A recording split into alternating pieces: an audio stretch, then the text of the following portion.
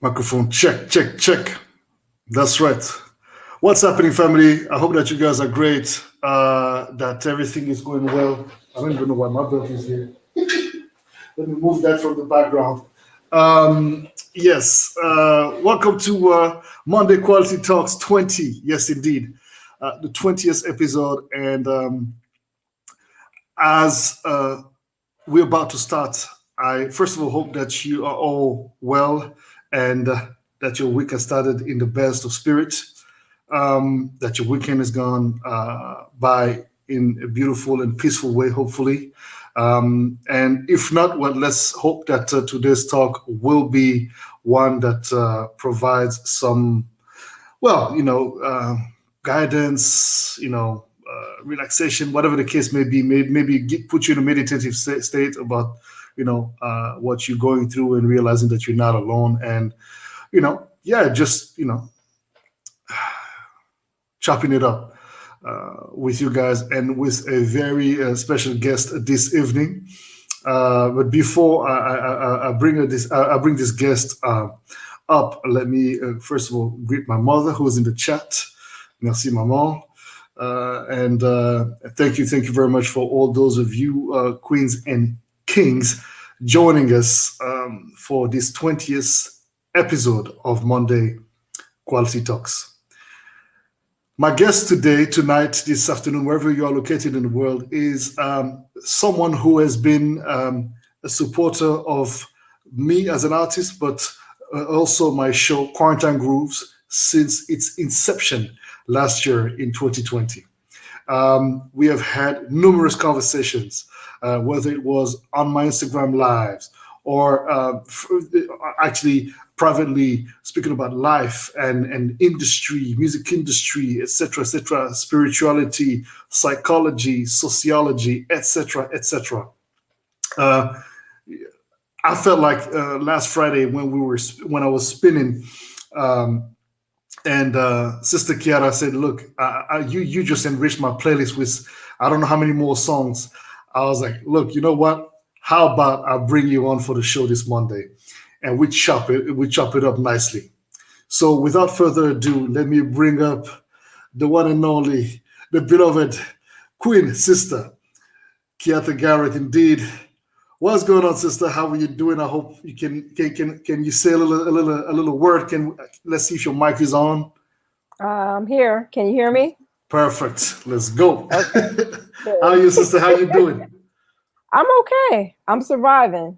And All maybe I right. should find a better word than surviving, but that's usually my answer. For the past year, that's been my answer. Do you feel like Because you've been in survival mode?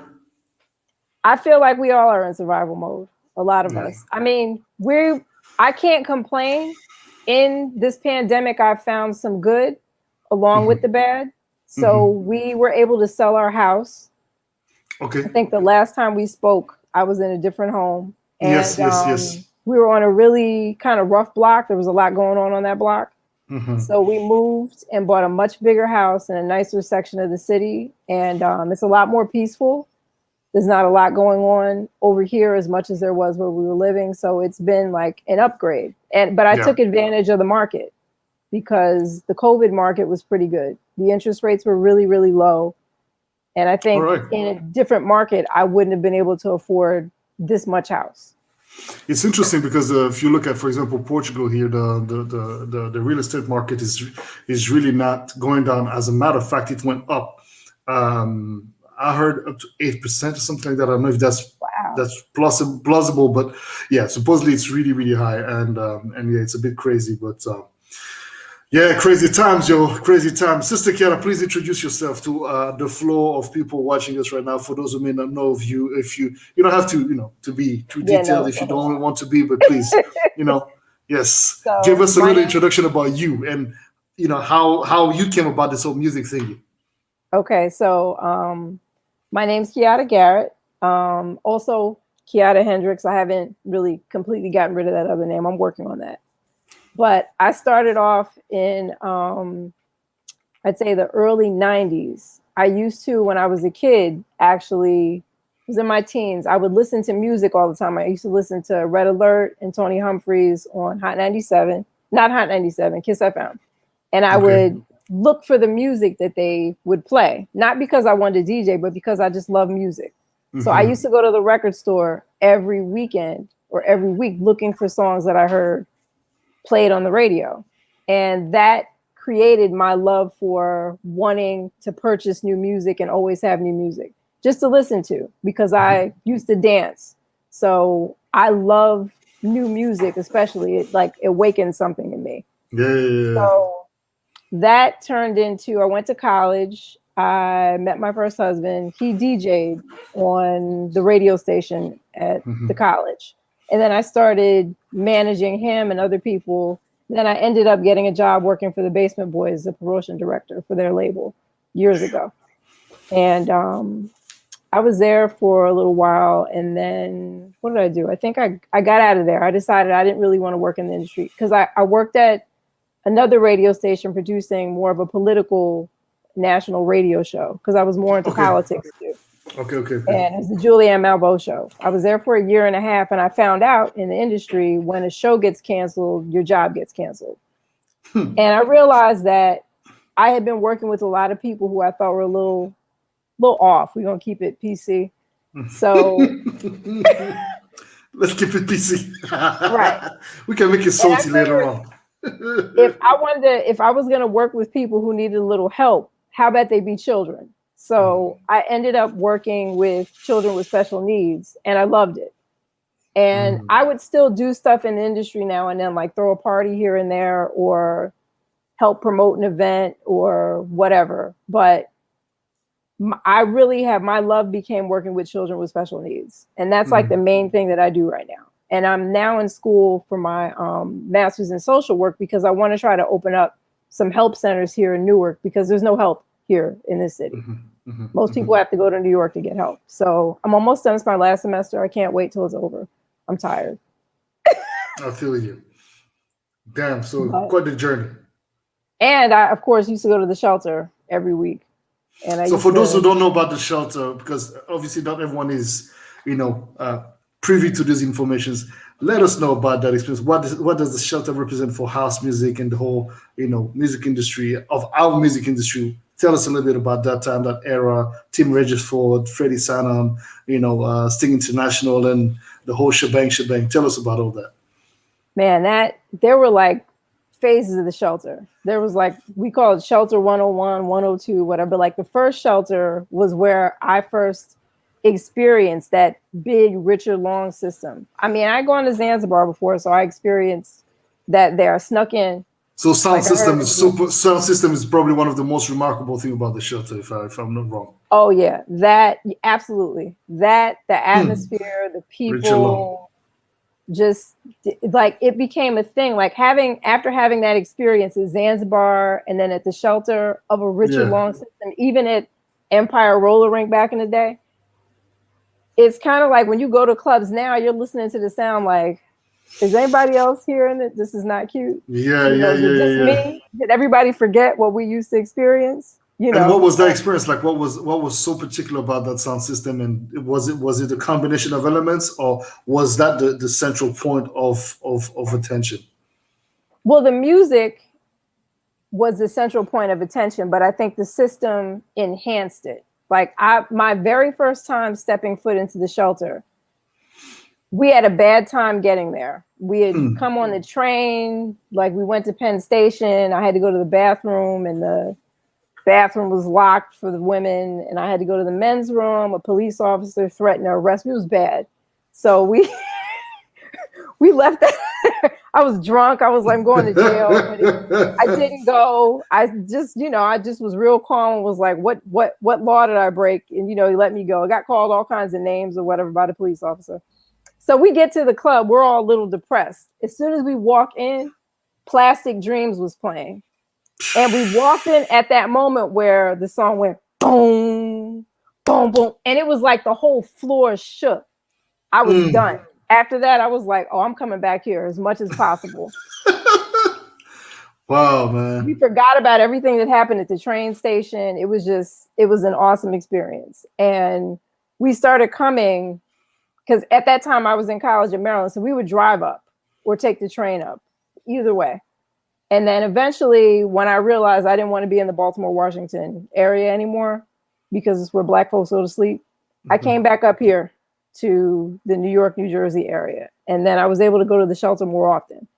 And I looked at it as a place where I could just go dance and get rid of all the troubles that I had during the week. Because even though I've chosen the work that I do, sometimes you see things with families, with kids, it's really heartbreaking. Yeah. And you're like, I got to go dance this week. You know, and I would go and I would dance by myself. I would look at people like, don't dance with me. You don't know why I'm here. I'm trying to get some stuff off my chest. Yeah, leave me alone. So it became a place where, and then I kept in shape too. I didn't have to go to the gym that much. So you had a whole combination of like dancing your ass off, keeping your ass fit, and busting up some sweat the right way. And the thing that I love the most about the shelter too is that you could go get a full night's sleep. You didn't have to lose sleep going out. Like, the club opened at midnight, but midnight to 6 a.m. was when the tourists were there. And they were just in the way. Hours. Right. Like they were dancing all over the place. They were annoying. And Timmy wasn't quite playing like Timmy until after 6 a.m. And then I realized from 6 to 8 a.m. wasn't really missing much. It's better to get there at 8. So I'd get a full night's sleep and come to the club at 8 in the morning. And I would stay till noon, 2 in the afternoon. Wow. Sunday. And it was just a great time. I actually met JoJo at the shelter because he used to drive down there from Canada with groups of people almost every week. I was like, wow, he's really serious. He's really into this thing. Driving from Canada to come witness the madness. Yep. How did it all come to an end? It actually came to an end during 9/11, like right after 9/11, because the club was very close to that area. And it was going to close anyway that weekend because the owner had passed and the new owners who were there, who was the guy's sons, was going to overcharge them to keep the party there. So they were going to shut it down until they found a new location anyway, down, in that area at first. And then I think it closed beforehand, and then they moved it to 39th Street. Then 39th Street was a money pit, from what I remember. Okay. It was a rough time maintaining because it wasn't just the shelter. It was Funkmaster Flex's party was there. They had to rent the space out constantly to afford it during the week. So it became a huge financial burden. And then eventually, I think Sting took over, and then they moved it to a location closer to where it was to Varick. I think where Timmy was still playing at recently, but the crowd changed and the sound changed, and it became a little different for me. And that's when I realized that the shelter was being driven by the producer who was a part of the party. So like the shelter back in the 90s was Blaze. That was the sound that you heard. Yeah. That was the sound that drove everything. And then when they were no longer involved, it became Quentin Harris, and that was cool.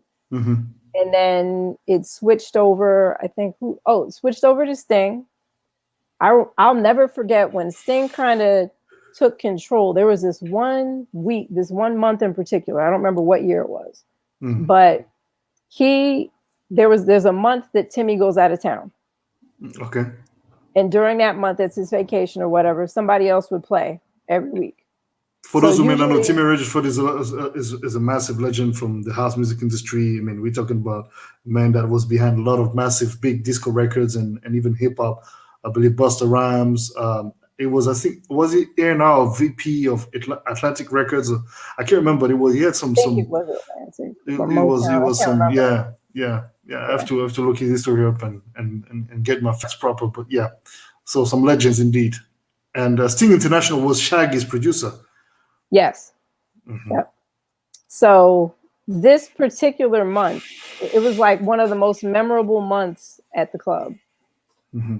Sting was playing like he was playing for his life. Like, I walked in the door and I danced for 5 hours straight until my feet hurt.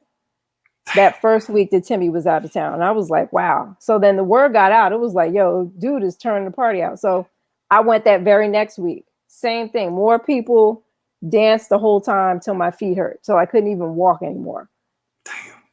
Next week, same thing. More people. That last week before Timmy came back, killed it. Like, there were people in there that were like, I'm supposed to be playing the organ at my church right now, and I should have left by now. It was ridiculous. We were all just having a good time. And then I remember the following week, I had stopped kind of going to hear Timmy play because I kind of felt like I didn't know what he was doing anymore. It didn't feel the same to me. It didn't. You know, I'm honest. I'm rough. Because that's what we love you, Mama. We love you. we know you. I have very high expectations. You're as real as it gets. And I think somebody told me, they were like, usually when he comes back to location, it's great. I was like, all right. I went and I was like, not sure. Yeah, I was like, I don't know. I'm kind of tired. I think I need some more sleep and to go spend some time with my family. So that was that. And then I did try to go to the shelter in the new location, but there were just some images in the club that didn't make me feel comfortable, like some Baphomet types of images or what. It was just looked kind of sinister in there. There was some like obscure.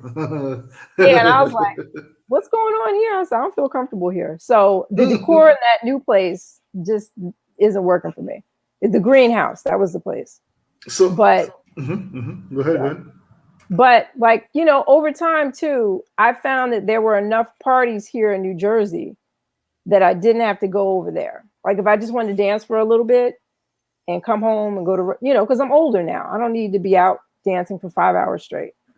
So our old house where we used to live at was literally down the street from the cricket club where Jahad Muhammad would play. Okay. So why should I go to the city if I can just go there?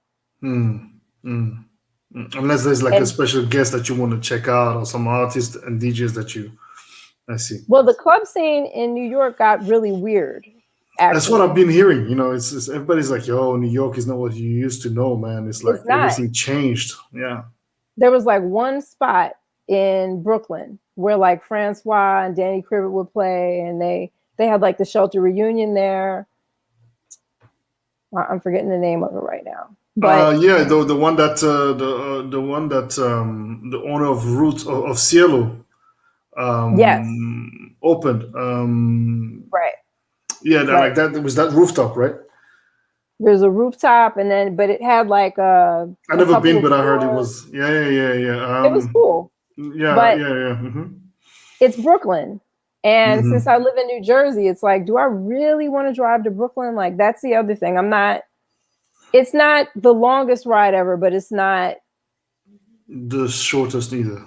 Yeah, and then there's, you're going over the water twice. So from here to go straight to Brooklyn, it's like I'm taking the Goethals, maybe the Verrazano. Like, I'm taking bridges and tunnels to get over there. It's not just one tunnel and then I'm there or whatever. So, it was just, it's a long drive. And then why take the long drive if there are enough little parties here that I can go to where I can hear, stuff that you know, and see people I know and then get home quickly. So, as you get older, it's like all that traveling for a party isn't worth it. It might be different now that we've been locked up.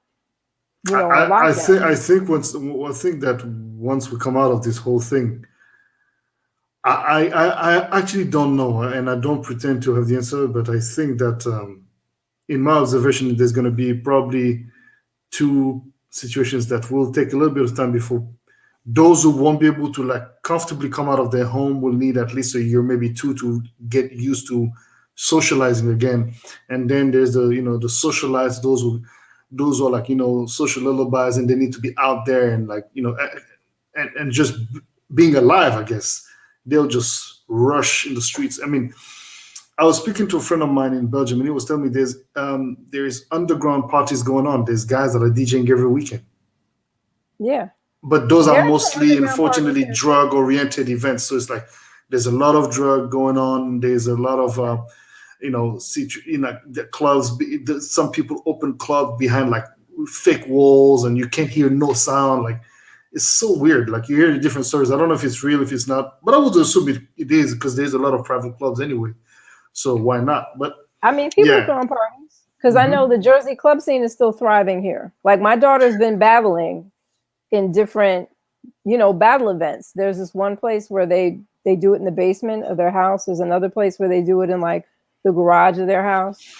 There was another location where there was like a legit battle at the Afro-Brazilian Cultural Center here in Jersey. And, they had everybody wear a mask. People paid to get in. And that was the first one I was able to attend because, my daughter doesn't want me hanging around. I'm old. She's a teenager. But this one had some parents. This one had some parents. So I was able to finally go on. And my coworker came with me. And I said to her, I said, this felt good to be out. And it was funny. She said to me, she said, I didn't know we were coming here to watch your daughter win. I said, neither did I. This is my first one. Nice, man. But the kids have been finding a way to socialize. And yeah, it's really hard, especially that age, right? 16, 17, 15. That's really like a very important time as a youth where you really need to connect with people on that level. Greetings to those of you joining us right now.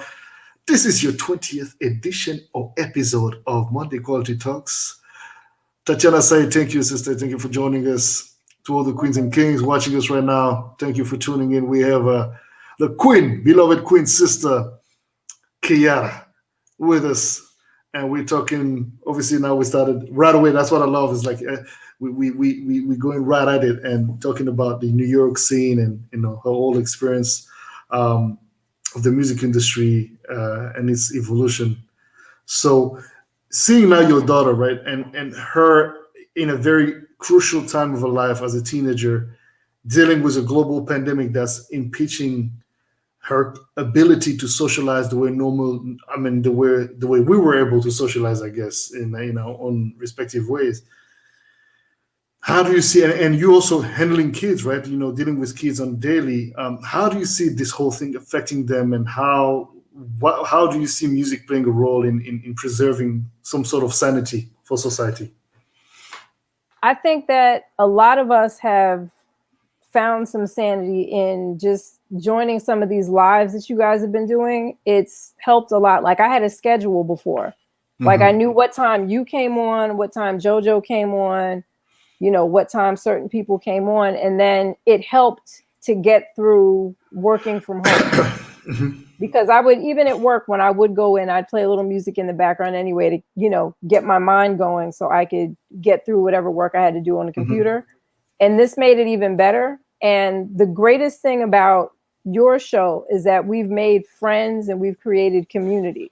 Yeah, definitely. Which has been something great to look forward to, especially since, we haven't really seen our friends and family as much. Now, my parents haven't been afraid to see us, because we're their kids, we're their everything. So my mother and my father haven't shut us out from visiting them. So we've been visiting them since the summer.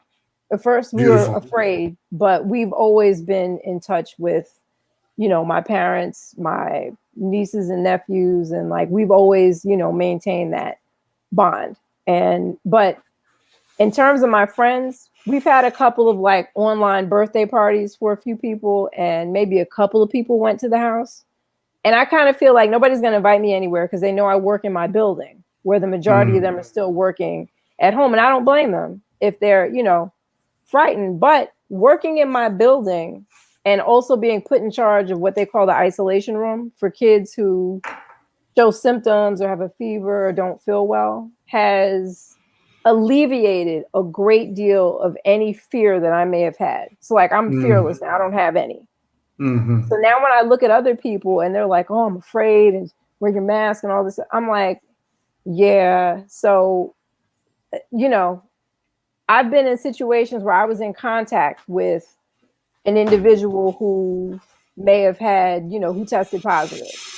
And according to the new guidelines, if I wasn't around that person for more than 3 hours, then I don't have to quarantine. That's what they made up in New York City. Okay. So I don't know, I guess that's them lowering the amount of pressure. I don't know, pressure or quarantine status or whatever, or trying to limit the amount of disruption, but it's still disruptive because I mean, and they have to, I think, eventually, because society-wise, I mean, you can see everywhere people are starting to lose their shit. They were already losing their shit last year, but I think this year is even harder because, like, there is a sense of lassitude. There's a sense of like, okay, now this is just too much. This is just too much. Psychologically, people are losing their shit. I even found myself at a certain point where, like, I was like, it was a month and a half ago, I think, or months ago, where I started to wear my tie and I started to dress up because I needed to psychologically just motivate myself in a different way because it just got to my head. As positive and as I am, and as as muscled my mind and my brain is, it hit me. Yeah. Now imagine a kindergartner. Yeah. So the first time you come to kindergarten, you're crying, you're sad, you don't want to leave your mom, right? That first week of school, maybe first month. So it's like Groundhog Day. Every time we go back in the building after a COVID shutdown, because they'll shut the building down for a week after they do testing, and we have like 2 positive cases. So when we come back, here we've got the kindergartners, and it's the first day of school all over again. They're crying, they're screaming, they're holding on to their parents, and then we have to try to get them to relax and come in. So, my principal made it so that the kindergartners can come in every day that we're open. No longer that staggered schedule or A day, B day, because they need to get used to coming every day so they can feel comfortable, and it's been a lot more like crisis situations with the kids because of that, the inconsistency. Then we're looking for people, if your kid doesn't log in at all and the parent doesn't answer the phone and we don't know where the parent is, then that's another situation. We're supposed to take attendance. So, we have some kids who are logging in from Puerto Rico right now. You got kids logging in from other states because they just left out. And since they're fully remote, what are we supposed to tell them? It's not like they, allegedly don't live where they live, making them zone to our school. They're just, I guess, traveling, which they can do right now if they still log in. So that's been interesting. And then they want us to go find people, find the kids, find the parents, and the parent pick up the phone, and it's difficult because our families sometimes have to change phone numbers if they, aren't able to keep up with the bills or whatever. And yeah. I mean, it's pretty hectic. So I guess this taps right into the topic of the day, right? Hard times will make or break you. Yeah, they will. And you see, especially these youth, man, these kids. This is if it's those who don't have like good parenting or solid parents to psychologically help them. Like we're about to have a generation that's going to be pretty fucking messed up. Yeah, and right now, even if you are a good parent, that's true. So that you can't even be a good parent. Like there were times that my daughter's school will call and say, she didn't log in for such and such class. Do you know why? And at the time, I was at work in the Bronx and she was at home in New Jersey by herself because her parents work.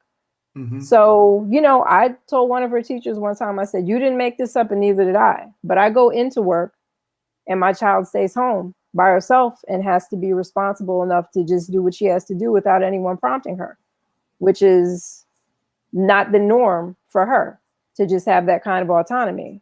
Yeah. And it's also too much autonomy upon kids because they don't have the maturity nor even the the mental strength to actually uphold themselves to the type of expectations the adults have. It's like, I mean, and sometimes I'm like, why don't adults realize, or some adults don't realize that they themselves were not, strict like that. They were not like you became, trained to be upholding, to meet the standards or the requirements of your superiors, whatnot. Kids don't necessarily have that. I mean, some do naturally, but like not everybody does. Like, Most of them don't. And then this is Yeah. depressing because if you think about it, my daughter in particular goes to an arts high school. So these kids were there doing performances, singing, playing instruments, doing artwork, television production, all of that. So now they're just home. No more performances. You know, they're playing instruments through Zoom or whatever with the other people from the band or, you know, what have you. They're doing Yeah. dance through Zoom. It's not the same. And for her to be in like 11th and 12th graders, there needs to be some kind of change in public policy for them for what they went through in this past year. To have to have spent your senior year remote, to have to spend your 11th, because here, I don't know how it is in other countries, but in the 11th grade is the year that colleges look at to see, you know, where you can go, whether you qualify for scholarships. This is the time where you get to be seen. If you play a sport, Yeah. you can be seen by recruiters. If you know, my daughter dances, this is a time that she probably would have auditioned at different schools. None of that happened this year. None of that happened this year. And she has some of the hardest subjects this year for 11th grade that she's had her whole school career. She has chemistry and like math, like trigonometry, like there's stuff I can't even help her with. Yeah, I And she mean, knows obviously, it to me. I'm like, the older you grow, the more complication you encounter. forget it. I couldn't do it back then either. Chemistry. I mean, look, forget about it. Me neither. I'm like, yeah, I'm good. Let's get someone else's support. Yeah, Right. I wanna then kind of like segue into the metaphysical approach of it or spiritual approach of it, which I think is really essential to maintain some sort of spiritual sanity through these really tough times. I mean, I've seen people that find themselves, you know, through these rough times. Some people lose themselves through these rough times. Some people have spiritual awakenings through these rough times. I mean, myself last year, you know, catching the COVID and all these things led me to really have, you know, these massive epiphanies about my life and how I needed to carry things further after I came out of this whole, you know, drastic experience, to say the least. What would you say was one of the things that kind of helped you maintain that equilibrium, spiritual equilibrium? And what would you say is the kind of spiritual changes and what by spiritual, I'm not talking about church or anything like that. I'm really talking about just energies, you know, and spirited kind of topic at this point. What kind of shifts do you see operating at this point from your perspective? I think for us, not just me, but like for our family, I had to teach my daughter about meditation, about getting centered, and about, you know, finding some calm. And she's actually started to take on some of those characteristics. She's asking me about crystals now. She's asking me about how to center herself. Like right before she won that dance battle, she and her group did a performance and then she had to go battle. I went over and I stopped her and I said, center yourself and go meditate in the corner somewhere to get yourself back on center before you battle. And she actually did that. So she's been meditating more. And to be honest, this pandemic actually reignited her love for dance, because in school it was like, oh, we're just doing ballet. I'm bored. Like, I wish we would do more modern. Like, there were other things that she wished she could do in school. And she had actually decided that she wasn't going to go to college for dance. She was like, I want to major in English. I might want to be a doctor. I don't know if I want to dance. But now she realizes how much she loves dance. So that was something that helped. And then for myself, I know I've had a hard time sleeping because I'm off. So I've been doing more guided meditation. A lot of people have that issue. A lot of people have issues with sleeping. I mean, myself included. I only sleep. I've been only for the past 3 months. I've only been able to sleep 4.5 hours per day. Right. And then I get up, my eyes are burning from looking at the screen when we're home for work. But I found on YouTube, like Akashic record meditations, guided meditations. I now sleep with like this little light that like makes it like there's stars on the ceiling, and then I put on the TV like one of those guided meditations for YouTube or something so that I can sleep. And it's actually helped my sleep be better, and it's actually got me to a place where I don't know, I'm a little bit more functional. But I think one of the other good things about, good and bad, about this pandemic is that it gave me a chance to actually do some research and go a little deeper into the knowledge that I already had about what's going on globally on a spiritual and metaphysical level, like what's happening. Like we're actually in the middle of a battle that people don't realize. People are looking at the surface. They're looking at what's happening in politics, who won the election, what's happening here. They don't realize that we're in the middle of a shift globally, just with the whole timeline of our existence and where the planet is headed for everyone as a people. Energies are rising. People are becoming more aware. This is like the Great Awakening. So it's you're seeing more people become more aware of themselves, become more aware of their surroundings, and it's opened a lot of people up to have time to do that research where they wouldn't if they were traveling to and from work all the time. And then it's like been great for some, and then some people have completely snapped. Like I've seen the spectrum, like where it's like, hey, you need to go to the hospital, or you're in a better place and you see what's going on and you're awake in a sense, and you're more connected with yourself. And then a lot of people have been afraid over the years to just be alone with themselves. That's the thing. And I think this forced a lot of people to be alone with themselves. And if you don't like yourself, that might send you down that path, that wrong path to, mental illness. And if you finally have like slowed down and taken that time to be alone with yourself, and you realize, I'm okay.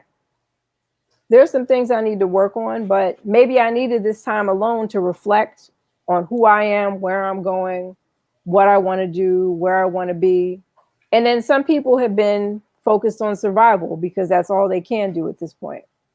But I think it's been good and bad for that reason, because whatever you did with that time will probably set you on the right path moving forward when we're out of this, and make it easier for people to understand the shift that's going on the planet and the changes 100%. That are taking place on the planet. Period. So before I ask you that question, Tatiana just said something which I'm going to show up on the screen here. Everything starts with a good energy and peace of mind. When we have it, even if we are sick, we don't concentrate in the sickness, but in getting better. All right. Yeah. True. No, that's true. A lot of people, some people have become ill because that's what's in their mind, to be sick. Like if it's in your mind, like, I'm going to be sick, I'm going to catch this, then your body will follow. 100%. So, if your mind is fixed on, I'm going to be fine, then you're going to be your fine. body will follow. Yeah, right. It's interesting because it really is about, like, there is it's channeling a certain level of energy that is vibrating at such a high frequency, allowing you to really sort of then come at a point where you almost literally dictate, or not even dictate because it doesn't sound right. I don't think you're dictating, but you've come to such a point of harmony with your body, your physical and metaphysical body, that allows you to see through a desire or a result that you want to see occurring. And like, whether, like, for example, one of my rituals is like every day, like I tell my body, I'm like, you are abundantly healthy. We are working as a team. I thank my feet for literally holding me. I thank my hands for allowing me. No, but it's because right. The thing is that we tend to look at our bodies as just bodies, but actually all our body parts have a function. They have an important role. Like if you are indeed victim of any accident that forces that the situation forces you to be dealing with one limb, Missing limb or whatever. missing one missing limb. I mean, you're a bit screwed. So it's all about acknowledging the I think at a very basic level, acknowledging that you are perfectly designed, Right. but you are not servicing the design that has been given to you. This tool that is your body. You're not serving it the right way by not acknowledging its importance. And unfortunately, when you say that, a lot of people are very superficial. They'll just think that it's about putting makeup on, or yeah, you can go to the gym every day. It's just that it's easily taken on the superficial side, and it's easily carried out of the actual purpose, which is you can be all buffed up, you can have the fattest booty, you can have the tightest whatever, but if internally though you have not taken the time to work on your wounds, as you said, be with yourself, you're just an empty shell. You're a good looking shell, but it's empty. Right. Yeah, this is that time. What is that song? You can't hide from yourself. Everywhere you go. You can't hide from yourself. Everywhere you go, there Yeah, you are. yeah, man. And it's interesting because, for example, if you're looking at the Instagram, right, IG and all this, like I'm seeing this over exhibition of nudity. A lot of women are using the socials, and men as well, but I'm looking at both genders anyway. It's been like that, but it worsened in this past year, almost and a half now, with this pandemic, where you will literally see people going online and crying, for example, and posting themselves crying, or you will see people, being in their robes, and you can see through their robes, you can see their titties, or you can actually see people literally spreading their ass cheeks and showing the whole rack, and it's like everything has been so normalized, so trivialized. Like there is no more sacred value, and if you dare to say anything about it, you are anti-progress. You are shaming. Whatever. Cancel culture, right? Yeah, no, the cancel culture comes for you then and say, or you're a macho, or you're not a. You, for example, as a man, I've heard some from some of the females that I know telling me that I needed to open my mind because whether I wanted it or not, this had nothing to do with sexualization. It was just them empowering themselves, and I'm like, well, you're definitely empowering yourself, but you're giving food for pervs. Oh well, men have to control themselves, but you are in a male-dominated society, whether you want it or not. It's this, Right. and unfortunately, it is that toxic that toxic masculinity, and because of these things that have been going on for centuries and centuries. Right. It's not going to stop overnight. You think that because, well, they got to control themselves. You think so? Because if you think you can walk down the street at night alone, because what like, oh man, like Right. there's We should tell criminals to control themselves. exactly. Don't rob me. Just. It's like, and for example, it's like people are like, I don't want people to steal my privacy, dude. You showing your ass on the internet. What more privacy don't you want people to take from you? Right. Of course you have the right. That's your freedom. But again, and don't get me wrong. I mean, it's yeah. Go ahead. No, I was gonna say, so it's okay for people to have like half naked titties and be half naked or whatever. That's all right to do. But you post something about an oximeter and checking your breathing while you're at work to make sure you're following OSHA guidelines, and that gets deleted. So like, what are we doing? You could be naked, but you can't talk about oxygen and checking your oxygen levels at work. I posted something one day about, hey, you should get an oximeter just in case you feel like you're not able to breathe at your job. Good. And these are the OSHA guidelines. And it got taken down immediately. Nothing naked. It wasn't even my video. So like, what's the double standard here? It's ridiculous. And I think it's a double standard. Yeah. It is, and it's okay to push pornography because to a certain point and to a certain extent, this is normalized levels of pornography. Now, I don't want to be extreme, but I understand the whole concept of being artistic and having the freedom of but this whole thing of like wet ass pussy, this it makes no damn fucking sense to me, and it's like people don't understand that y'all be seeing Cardi B and it's it bothers me because I'm looking at my nieces and I'm looking at this new generation and the normalization of all of these nonsenses, and no matter how good you're trying to give that education to that kid, I'm not saying that, well, you can do what you want with your body, it is your body, but just because it is your body, like, don't nobody need to see like, the crack of your ass or, like, but anyway, And it is a some business, right? kids, This is what it is. So don't some get me kids wrong, I fall prey respect to that. it.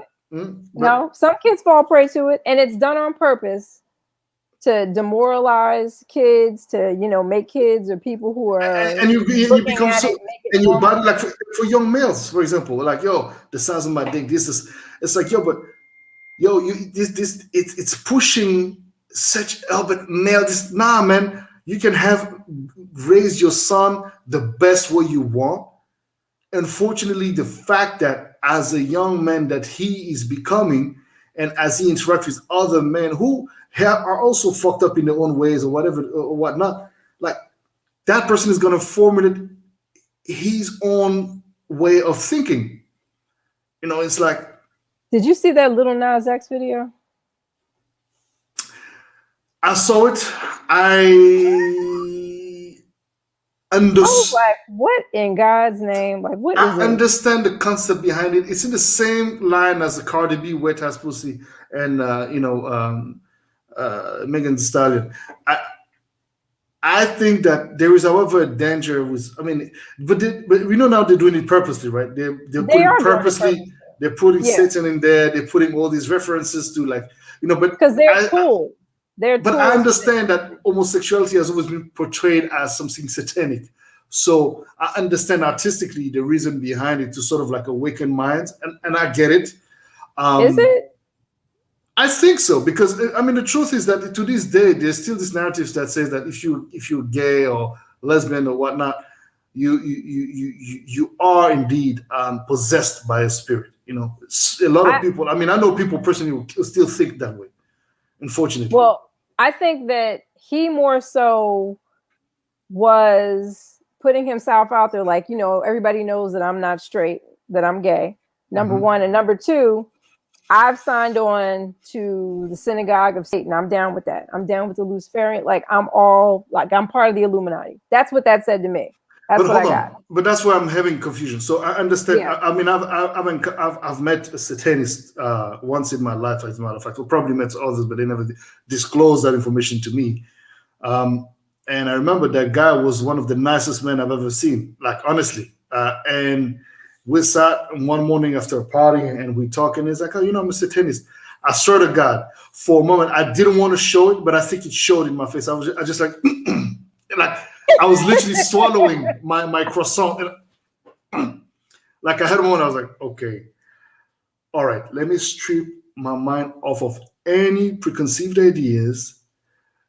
I'm standing in my light, it's fine. Let me understand what this guy is talking about. Let me not be judgmental. And it was to giving you this speech about, Baphomet and all these like references that, the devil is not what he's portrayed to be. I mean, again, and if I'm being completely philosophical about it and very strict from any preconceived ideas about about this whole topic, I understand what they mean.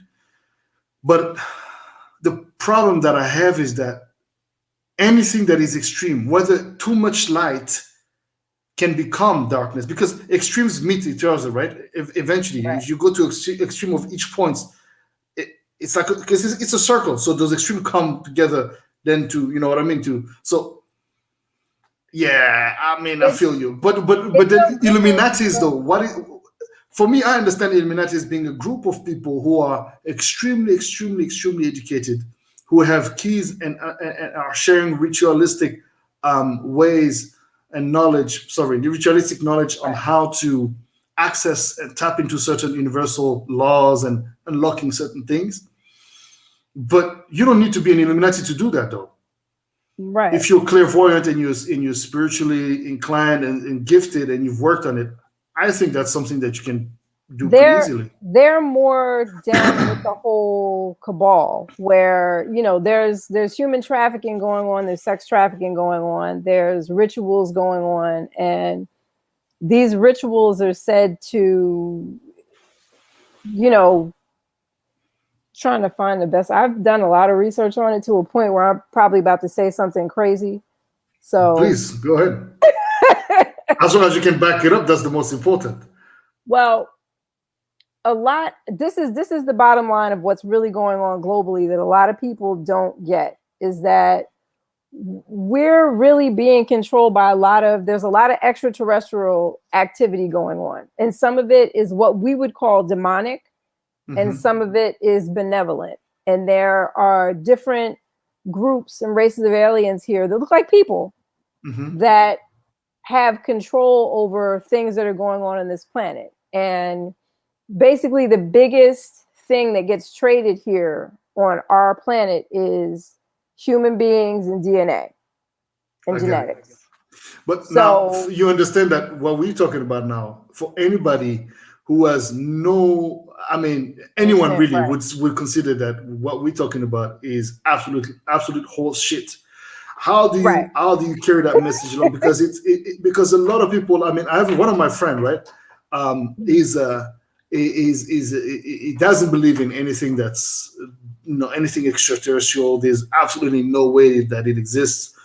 And everybody's entitled to their beliefs, but I think that there are certain things that, whether you want or not, obviously we are humans, we cannot explain all phenomena, but some things honestly call for questioning, what we say. Something very simple. And this is scientific fact that anybody can look up. Anybody who has a negative blood type has a blood type that didn't originate on this planet. That's scientific. Am I an alien because I'm negative A? Yeah. So you have extraterrestrial DNA. Shit. I'm O negative, as do I. Interesting. So, and how do we know that? It's this. I did research a long time ago on my blood type because I was trying to figure out why I was allergic to every daggone thing. Like I was like, why am I allergic to this, that, the other? I can't eat this, I can't eat that. So I started doing some research and I stumbled across information about people who are Rh negative. That like, first of all, if our blood type didn't originate on this planet, that means it originated from someplace else, right? And then, some of the books I've read, like the Book of Enki, basically those extraterrestrials, the Anunnaki, came and they mated with people who were here. And I've read that. I've read that. That explains why some of us might have a blood type that didn't originate on this planet. And if that's the case, then that says to me that extraterrestrials are not these green, purple, and blue things that we think they are. Yeah. That it could just be people who are walking around among us and we don't even know who's who. So that being said, like when we're thinking about these demonic forces and a lot of our belief systems, a lot of it is based on stuff that actually happened that seemed fantastical because it was extraterrestrial technology. Like it's even all through the Bible. And I learned this from Minister Farrakhan. He talked about Ezekiel's wheel. That was a ship.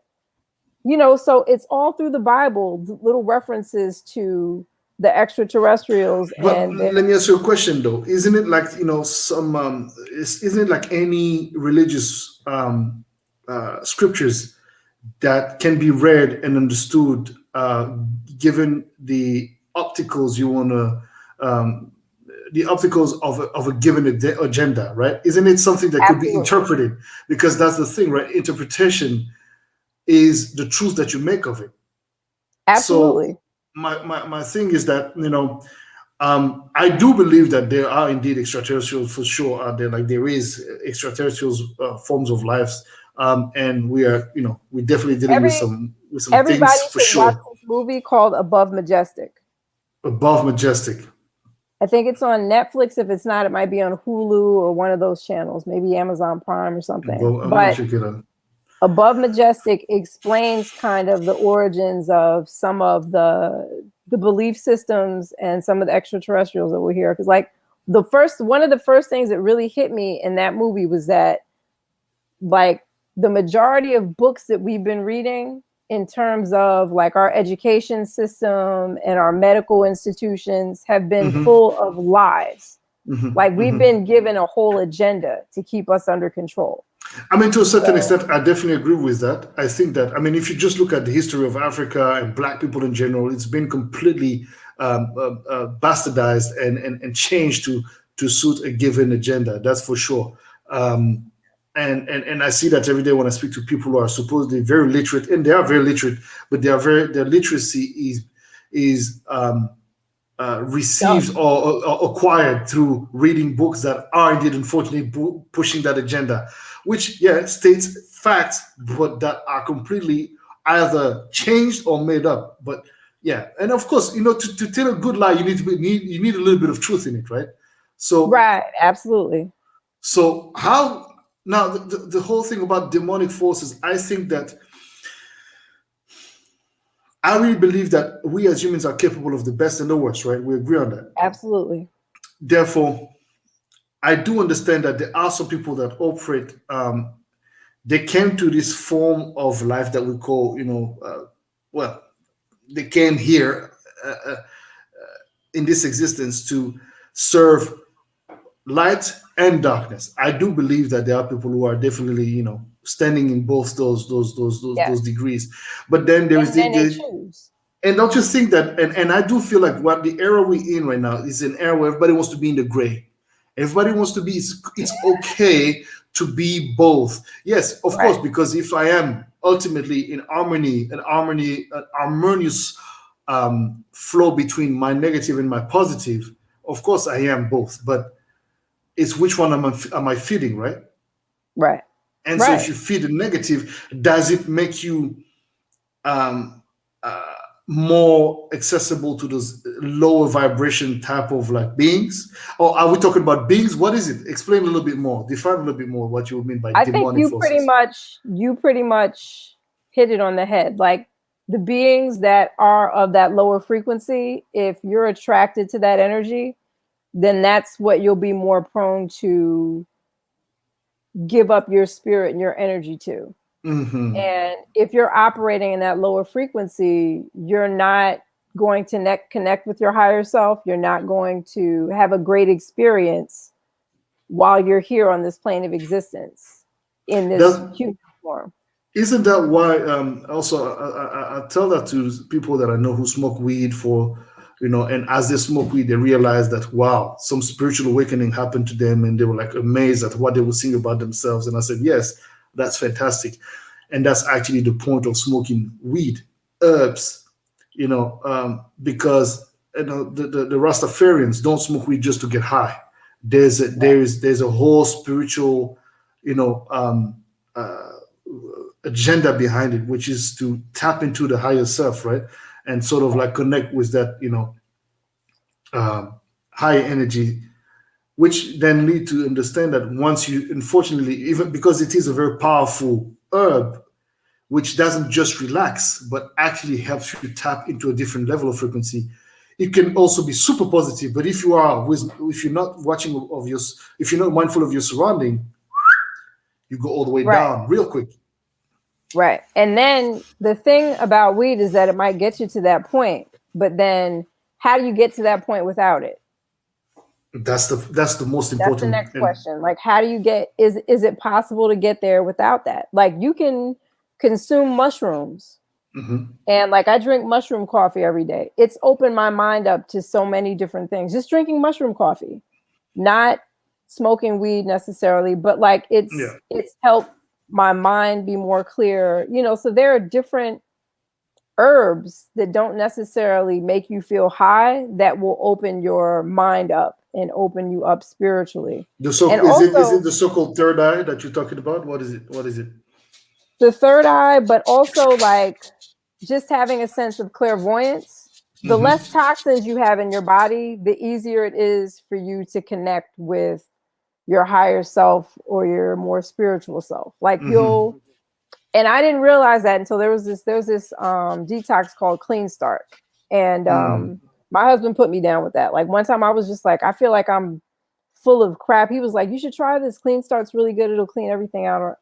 It's like a 14-day detox with just like some pills and like some stuff you put in a juice or whatever.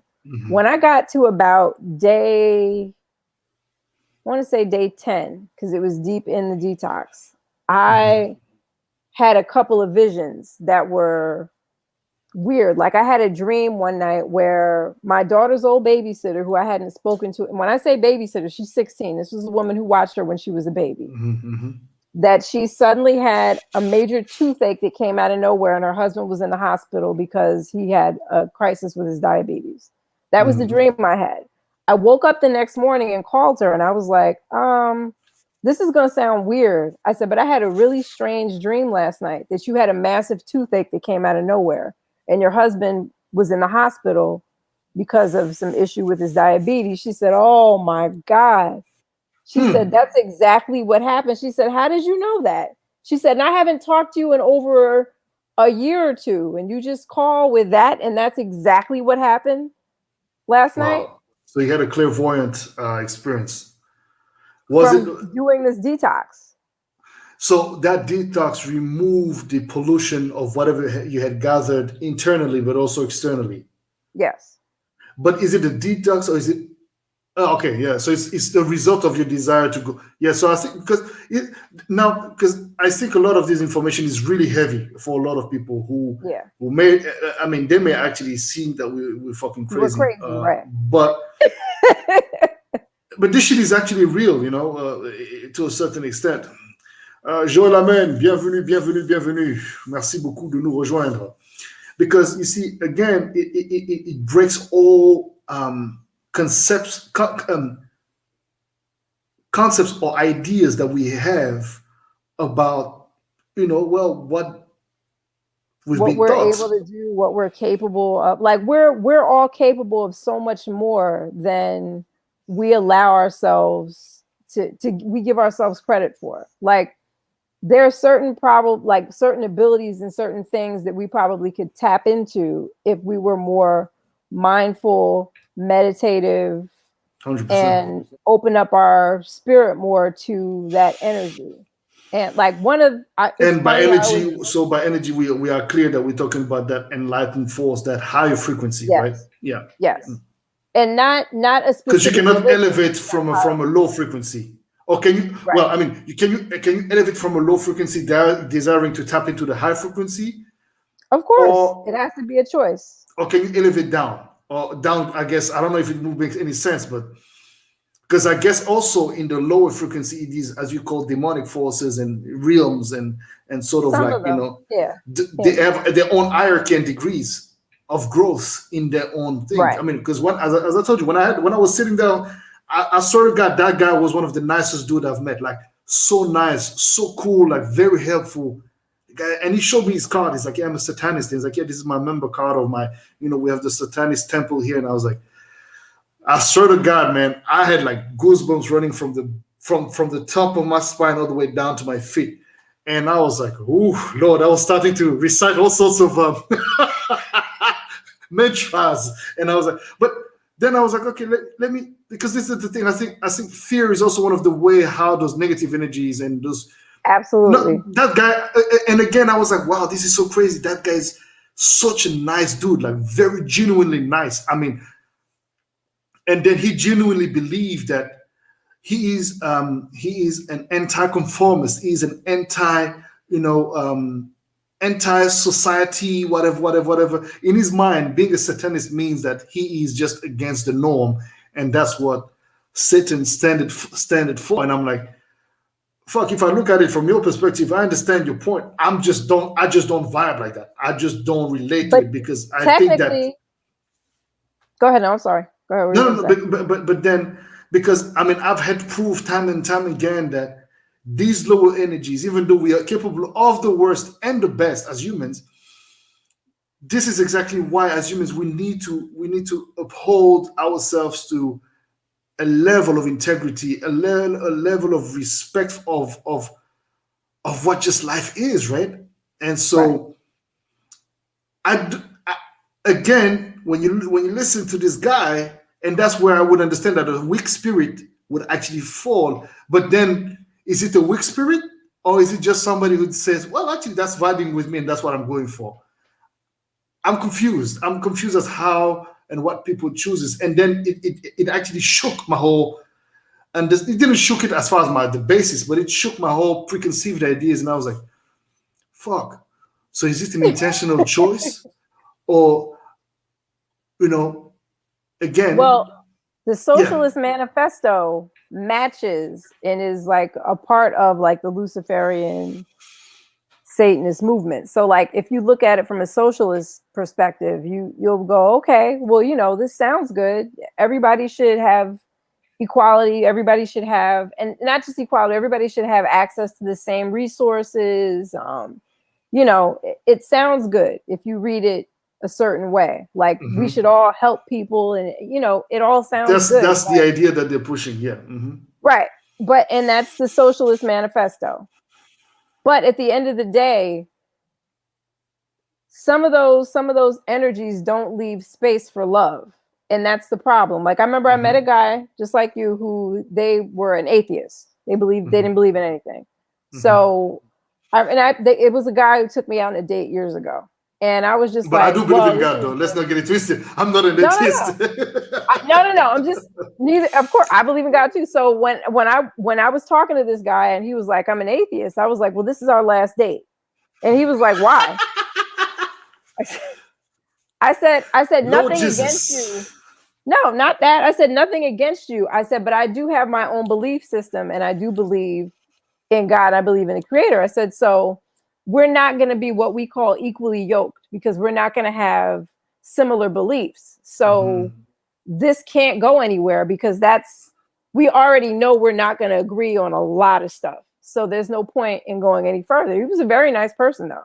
And he was trying to Hmm. understand why I felt like that. And it wasn't that I had anything against him. He was a very nice person, Hmm. gentleman, good dude. But at the end of the day, because I didn't see eye to eye with his beliefs, like I asked him, I said, so what is love if, Hmm. you're an atheist? That was my question to him. And he was just like, well, it's a bunch of chemical reactions in the body that make you feel a certain Yeah, it thing. I was. was like, that's very, limited, It's yeah, yeah. But very is limited it limit? thinking. Is but my question is it limited or is it just an other way of approaching the topic that is just not the same narrative or the same lingo as us? Because when you listen to purely scientists who don't believe in anything, superior, right? They just for them it's just particles and matters and cells and whatever. Some of it, I mean, most of it, actually, when you listen to it and you parallel it to a more spiritual conversation, it's the same exact thing. It's just that It they're is, putting but it isn't. words. It is, but it I isn't. agree. It is, but it isn't. I guess yeah, way Because of then extension. like we can get into a whole bunch of like I was trying to explain like a different concept to my daughter, like in terms of different dimensions and different timelines.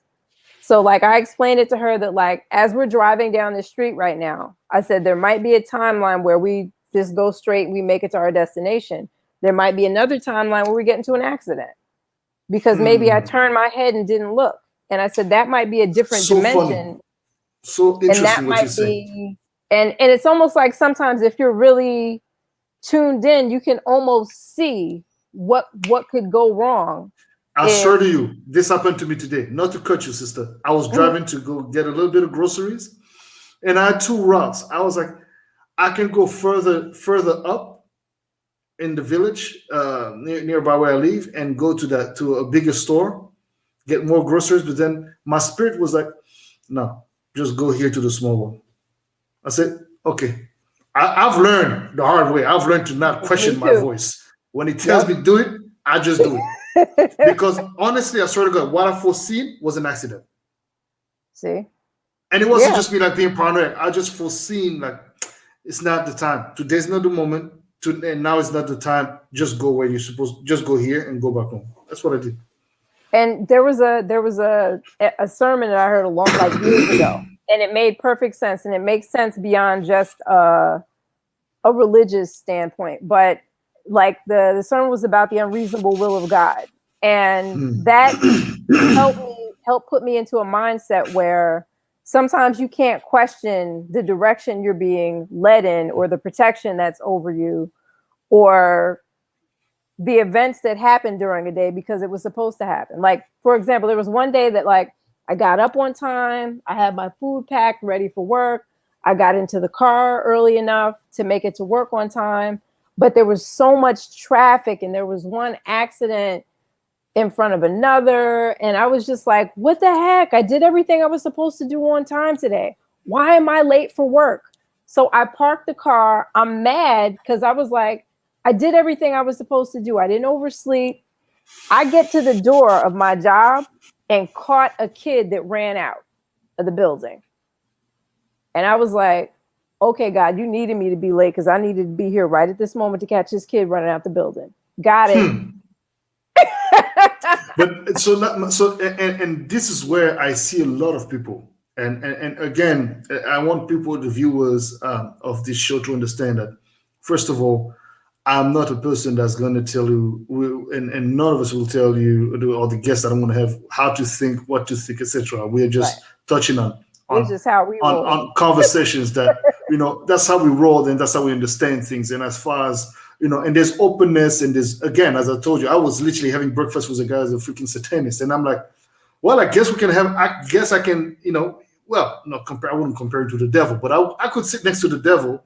And I have in many occasions, as a matter of fact, in so many different forms. And again, it's like an acknowledgement. It's like, yeah, I see you. You see me. We're cool. Like, yeah, how are you doing? You all right? Yeah. But if cool. there's no fear, it doesn't matter. Because exactly, there was absolutely no fear. Well, there was a point of like shock. There was the shock value that was there. But then I was like, and that's, it's important for people to understand. You don't have to believe in these things. It's not even a matter of you believing in it. It just is. Either you're conscious of it or you're not. Right. All you got to do is pay attention to your day to day. Sister, what you said is so true. Yeah, like the universe, God placed you at that moment to catch that kid. So and for example, when you're at work, you're about to send an email and something tells you, don't send that email now. Wait a little bit. Right. You don't listen. You say, oh, fuck it, I need to do it now because otherwise I'm going to forget. Maybe it's better for you to forget. Right. Because there's a reason why you should be sending it at a later time. I've had moments where I was upset about something and wrote some old angry email. And then before I sent it, I stopped myself and I'll ask a coworker to look it over. And then they may go, nah, I don't know if you should do that. Go take a walk and then come back and fix it.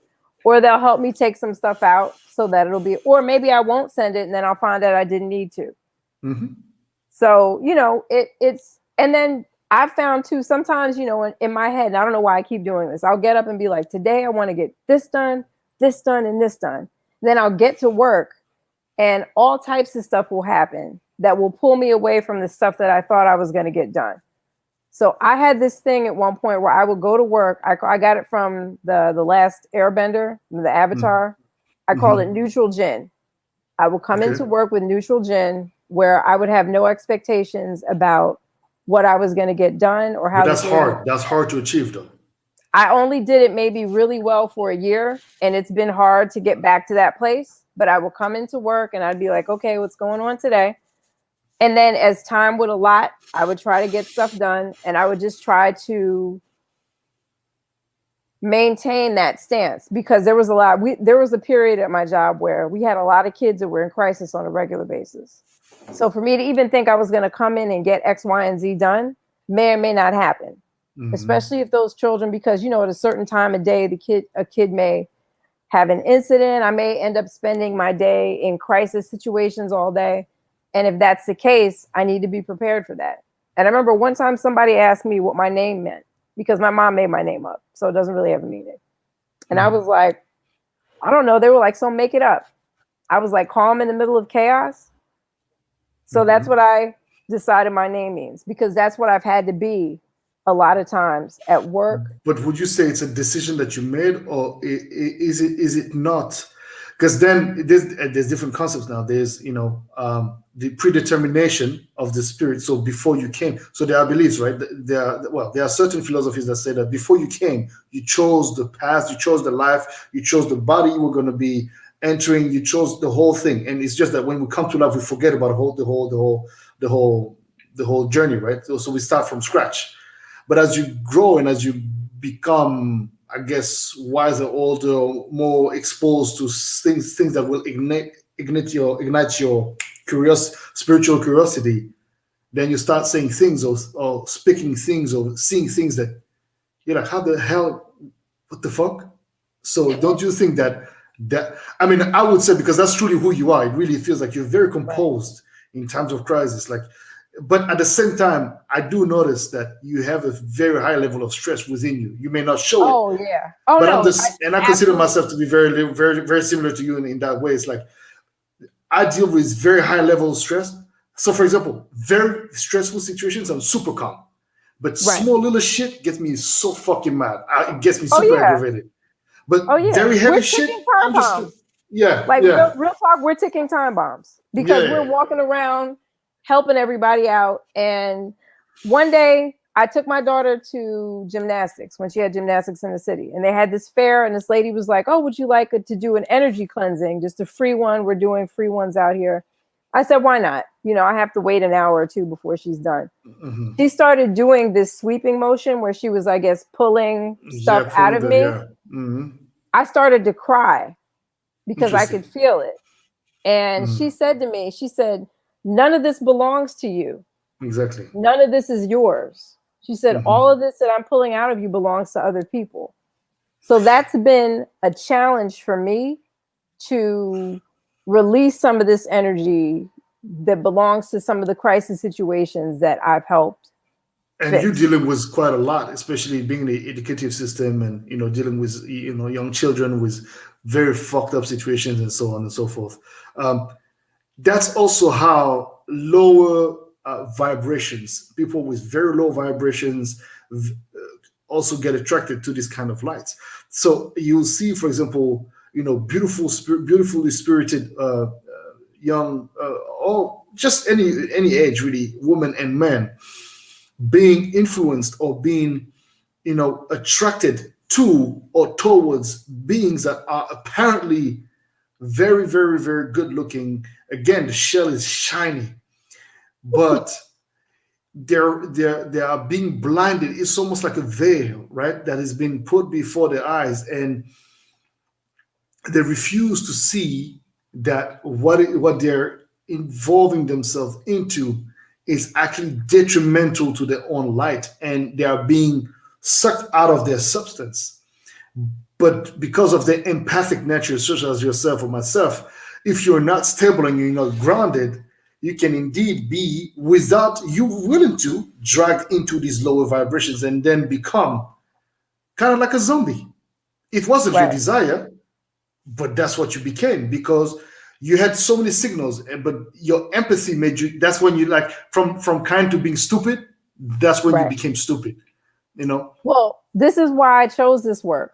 I learned a long time ago that I had this in me to be that person to help in a crisis, to be that person to help with whatever's going on. So I realized, since this is something that's within me, I need to do this work in the world so that I'll have a boundary where I can go, okay, this is my work and now I'm home, so that I don't end up in a relationship with that. Like, I feel like if I did something else in my life, that I'd be in a relationship with that level of low frequency that's at my job. So I figured if I do this kind of work helping, it won't be in my house. So I did make a conscious choice with that, because I figured I'm going to be attracted to that energy, and that energy of people needing to help is going to come to me all the time. Of course. No matter what. Because and that's also because you're kind of like a healer, because since you're so good at listening, you're helping people. But there's a very manipulative state, and that's where, for example, it's interesting because it really taps completely. By the way, we are not straying away from the initial conversation, which is hard times will make or break you.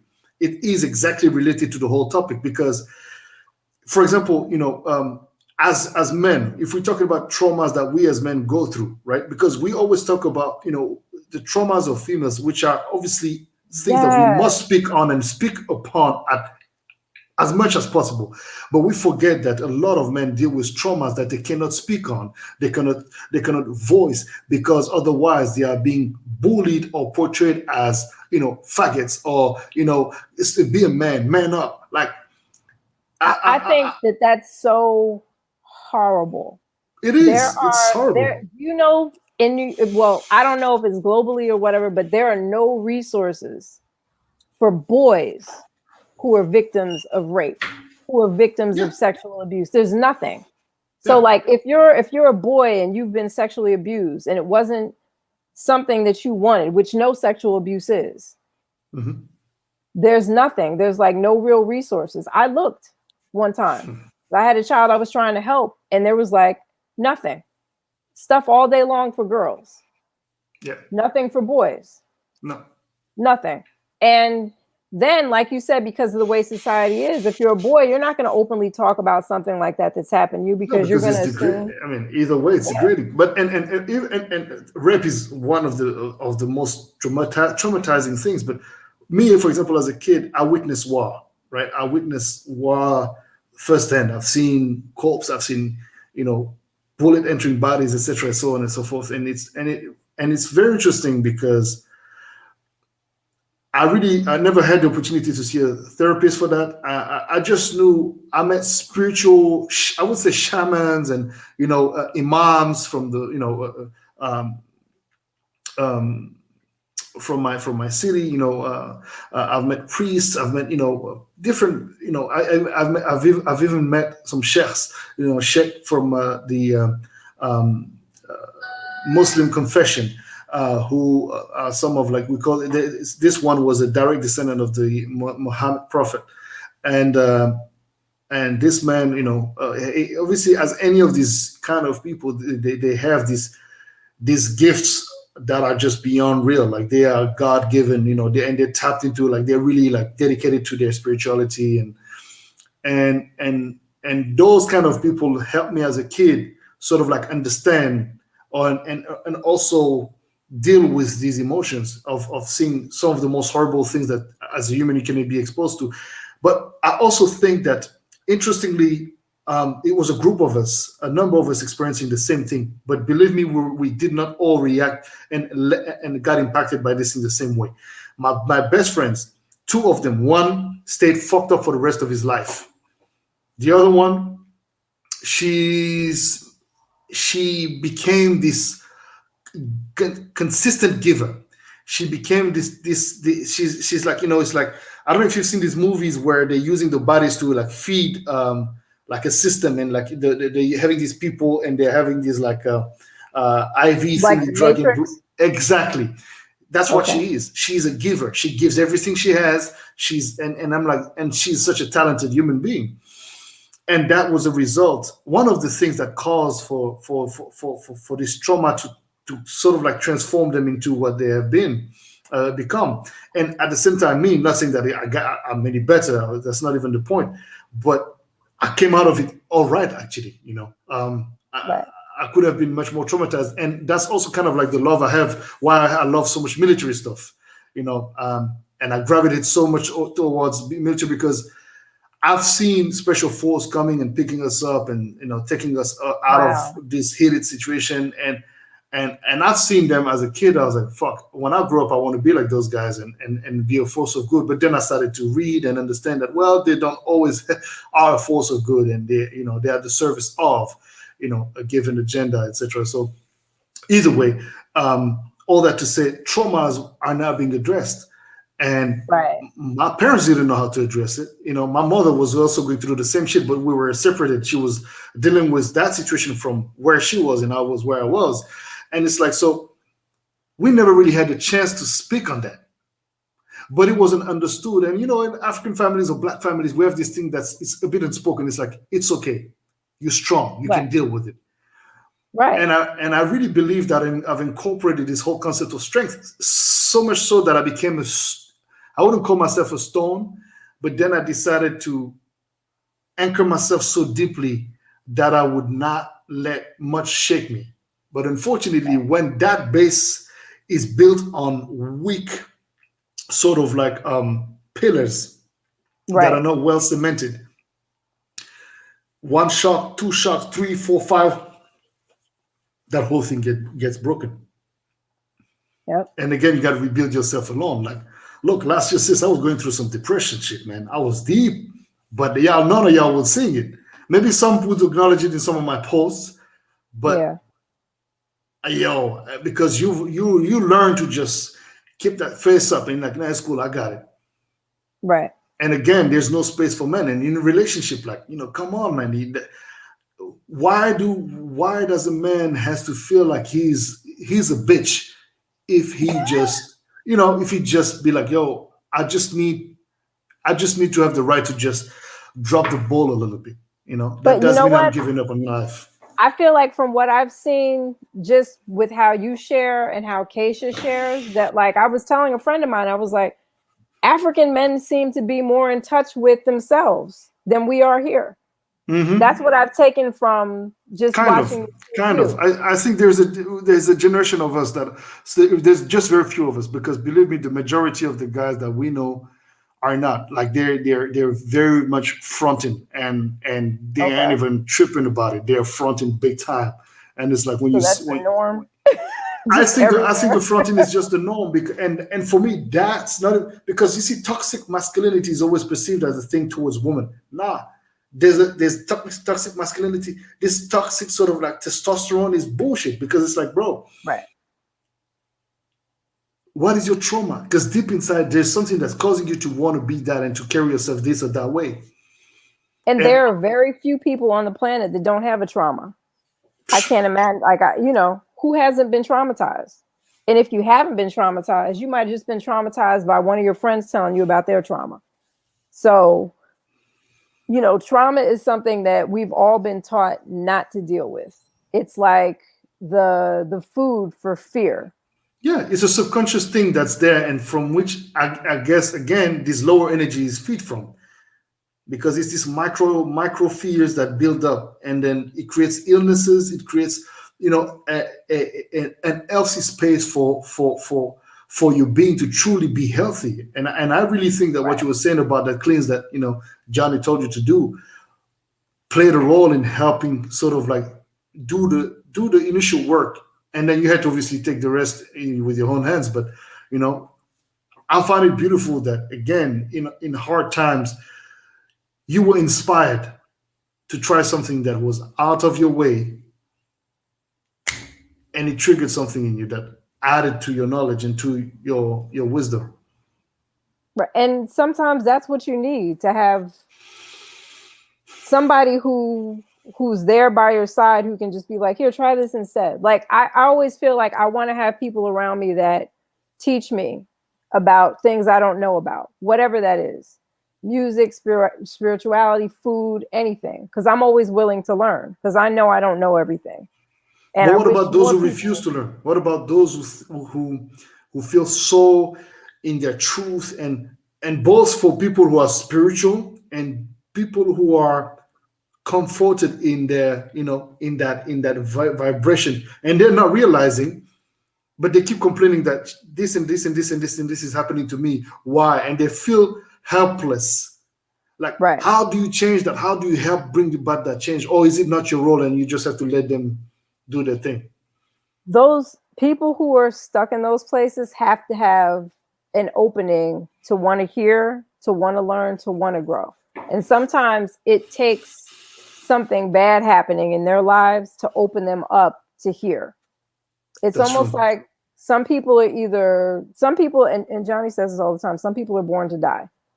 Hmm. They're here to have an experience that I guess the rest of us see, and it impacts on us. But if they're not able to learn something from what's going on in their own realm, then there's nothing you can do. It's sometimes you'll try to talk to somebody and you'll try to help them out, and if they can't hear you, you almost feel like, well, Yeah. maybe I wasted my time. Maybe you heard me. Maybe you'll hear what I said 5 years from now, and that's fine. But at the same time, that's all you can do. As Joel he Amen lives, is can you saying, can handle? humans truly really handle the truth? Some I can. think some can.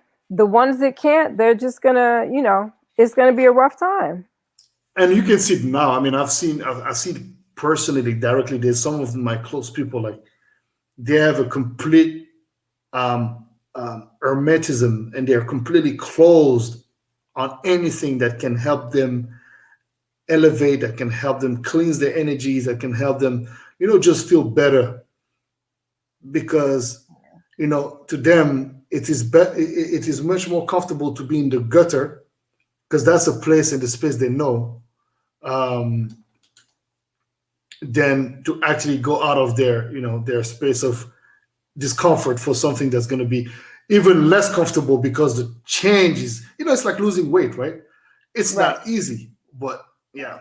And Joel said people would not listen to you because they're not ready for the truth. But I think to say that people would not, again, I believe the beauty of this whole internet thing is that we have small patches of communities here and there, and I truly believe in the power of energy being very contagious, and especially if it's positive energy. It's like the lies. Lies come quick. Lies told about your name will get propagated so fast.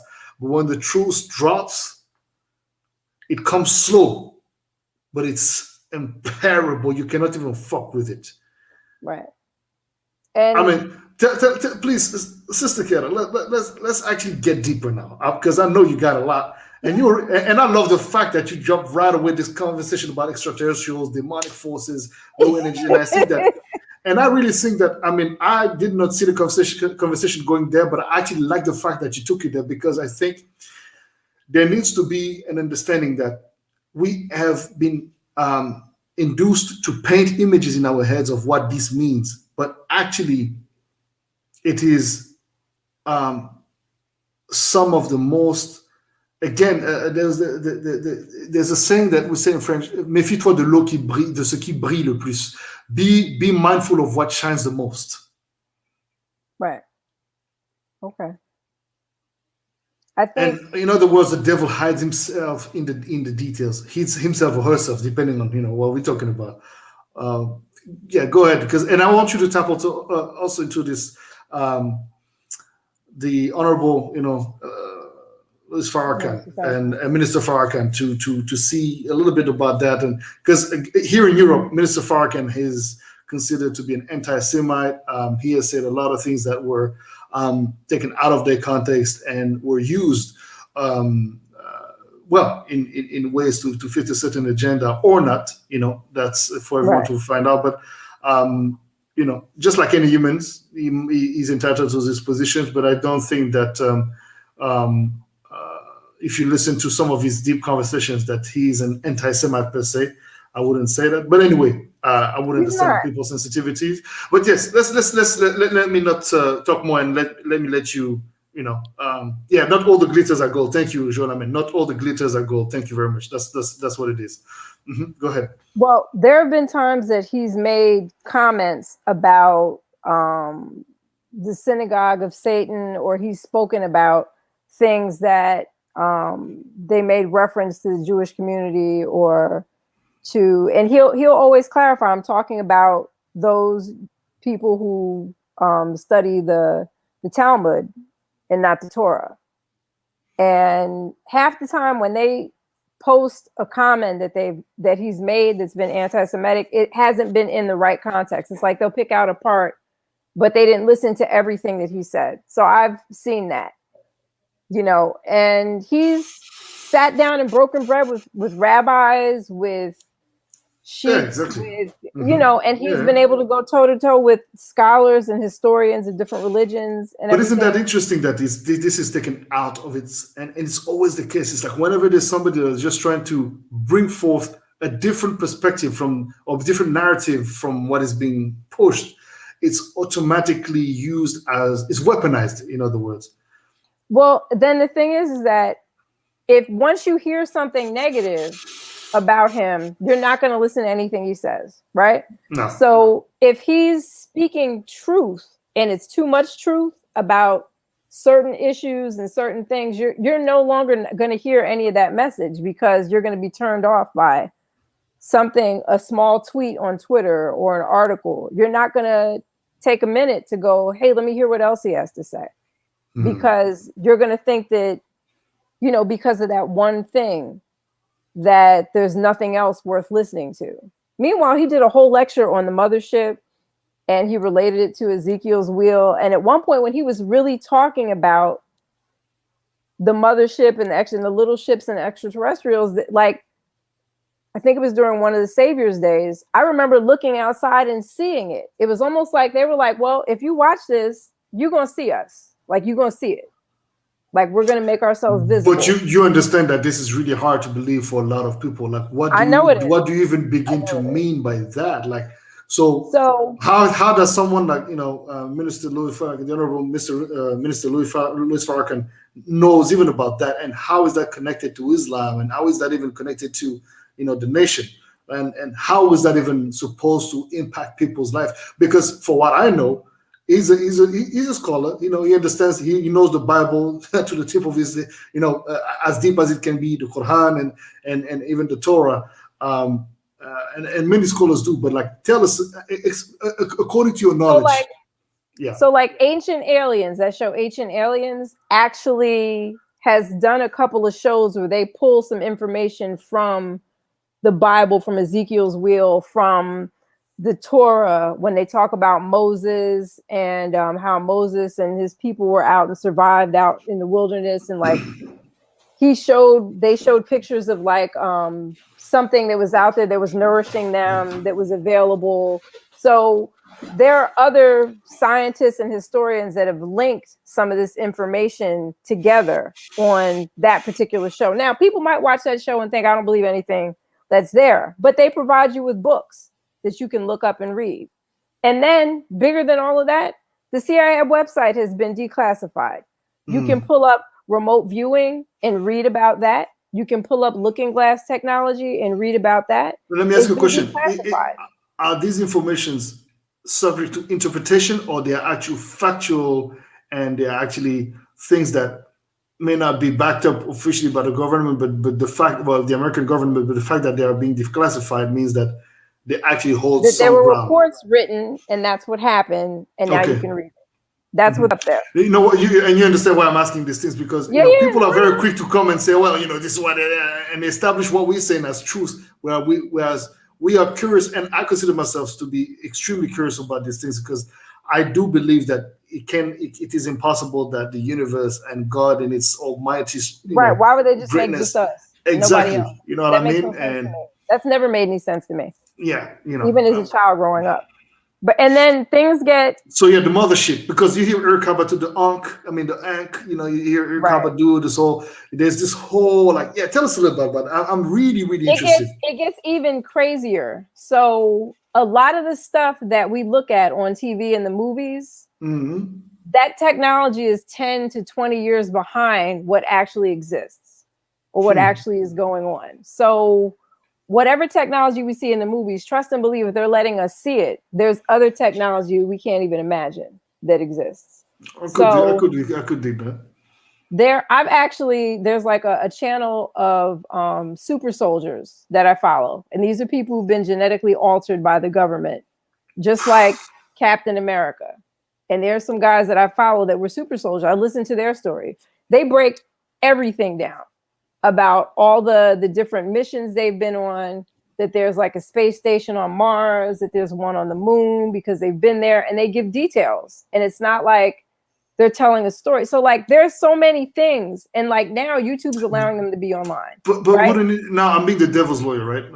Right. No, go ahead. Wouldn't it be that if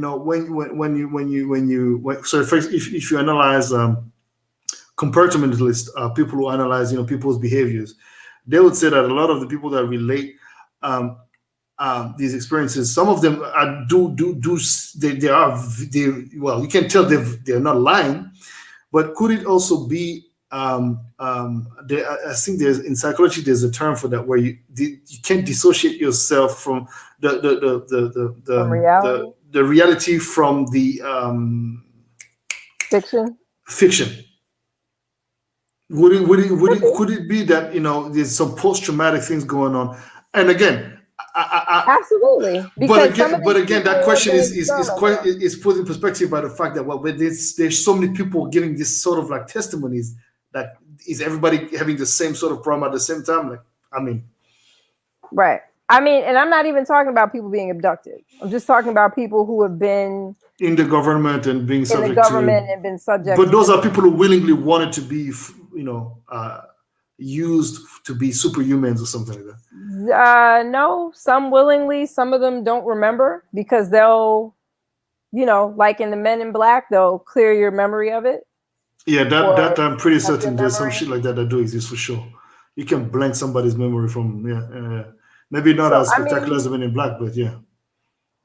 I mean, right? No, of course not. if you can induce I'm people just using into. the movie as No, I a understand, but it's for, reference. because some people are very. I'm not saying that they want to watch it, but since this Oh is no, on the I know internet and people it's gonna going be to be like, "You're watched again and crazy," again, right? but because if you think about it, you can actually put somebody into hypnosis and make them like just like those dormant spies, that can be triggered at a certain point and moment in their life. They don't even know the perfect normal, and then turn into something else.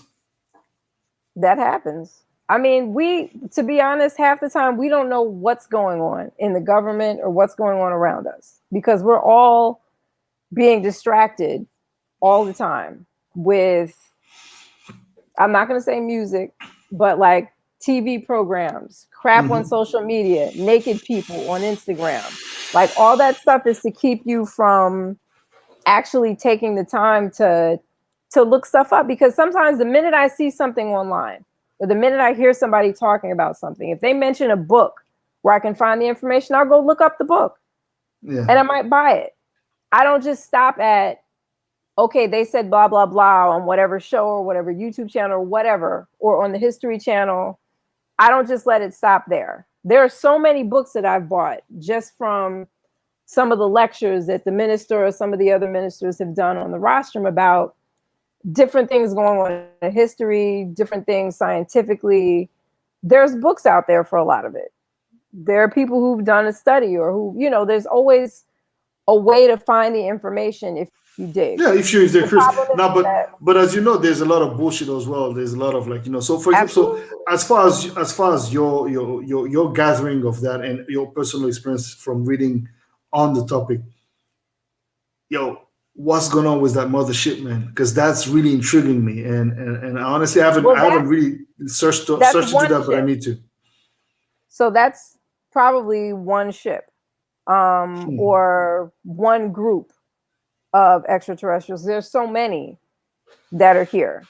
And I've been looking at videos and stuff over the years of the different, like, there are groups on Clubhouse that talk about the different groups of extraterrestrials and the different ones that are here. Yeah, And the like that Anunnakis, the book, reptilians, right? The the Dracos, draconians, etc. Yeah. Hmm. right. So at this point, when you start reading some of that stuff, you have to use your own intuition and your own, that's when the spirit comes in. That's when you Hmm. start to realize, does this sound real, or does this sound like this is some BS? And after a while, you'll start to feel Hmm. what's true and what's nonsense. Because even with some of these people who post stuff on YouTube, every now and then I'll listen to somebody and I'll be like, this is some nonsense. Like, you're just talking. But Yeah. when there are details and when there's information that you can put a finger on, or you can pull up Hmm. something and read about it, you're like, okay, this has more basis in fact. Let me keep listening. And then that's where discernment comes in. Like, if you don't have a sense of discernment and a sense of intuition, then it might not be a good look to delve down the rabbit hole if you're not able to Yeah, discern. because that's a very important point you're making, sister. Because I really believe that this is where a lot of people get it twisted, and that's why, unfortunately, when people who don't have sense of discernment and sense of self, really, to understand where they stand in space, and really be able to have a capacity to look around and observe what's going on around them, then they can easily have a distorted experience of what they want to experience, which leads them to think and to actually start, pushing the message that, well, what you were saying was bullshit, and there's no such thing, because in the first place, they're not, they didn't align themselves, to make that, to have that experience the right way. But then again, super pragmatic, super practical people will say, "Well, y'all just this whole shit, and Right, it's a y'all waste of actually time. Yeah, this is the work of the devil through working through you. What are you doing?" And it's like, okay, look, I all had right. somebody tell me that according to their church, meditation was of the devil. Why do we need to Yeah, meditate? And I was like, okay. it's a form of prayer. Like, what's wrong with Right. meditation I and was stuff? like, Jesus meditated. It says that in the Bible. Like, but that's the same But those are Bible. the same people that believe that Jesus is white. So Jesus was white. So well, what do we know anyway? But see, Was he and white? then Was he black? Was he? What was his name? Kitzur cult? Because supposedly the story of Jesus is not real, and there's so many beliefs, so many things, and yeah. we'll see. Anyway, man. The biggest problem across the globe to me is religion. And when I say it's religion, not just the Is it main a religion problem, or is talk it a about. is it a solution that turned into a problem? It was information that turned into ritual. Mm. It's a toolkit for how to live and how to Yeah. ascend and everything, but it got compartmentalized based on where you were and who Mm. believed what and twisted, so that it almost seems like every religion has pieces of the truth, but nobody wants to come together to share those truths to make everything one, so we can have one whole truth. And Yeah. then people will pick something and create a religion. Like, imagine if tomorrow, it's just hypothetical, imagine tomorrow some benevolent beings came down, they were just extraterrestrial, and they Mm-hmm. had powers to do stuff that we can't do. Like, they can make stuff levitate, they can Mm-hmm. fix a problem.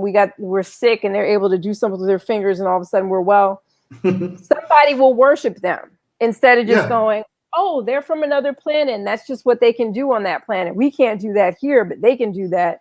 So, but somebody will create a religion. Let's Yeah. say they're the light box. I just made that up. I looked at the light in the box. The Yeah. light Yeah. boxes from planet Vertigo, whatever. And they come here and they're doing magical stuff. Well, People will magical be for like, us. Yeah. right, it's Yeah. magical for us. So People so will so start you say it's bowing to them interest. and create a religion surrounding that too. So is that intrinsically connected to humans? We need anything that we don't understand, or is it? So let me clarify that question. Anything that the mass does not understand is perceived as something worthy of being worshipped, or something that is out of their reach because they just didn't tap into their full capacities. What would you say?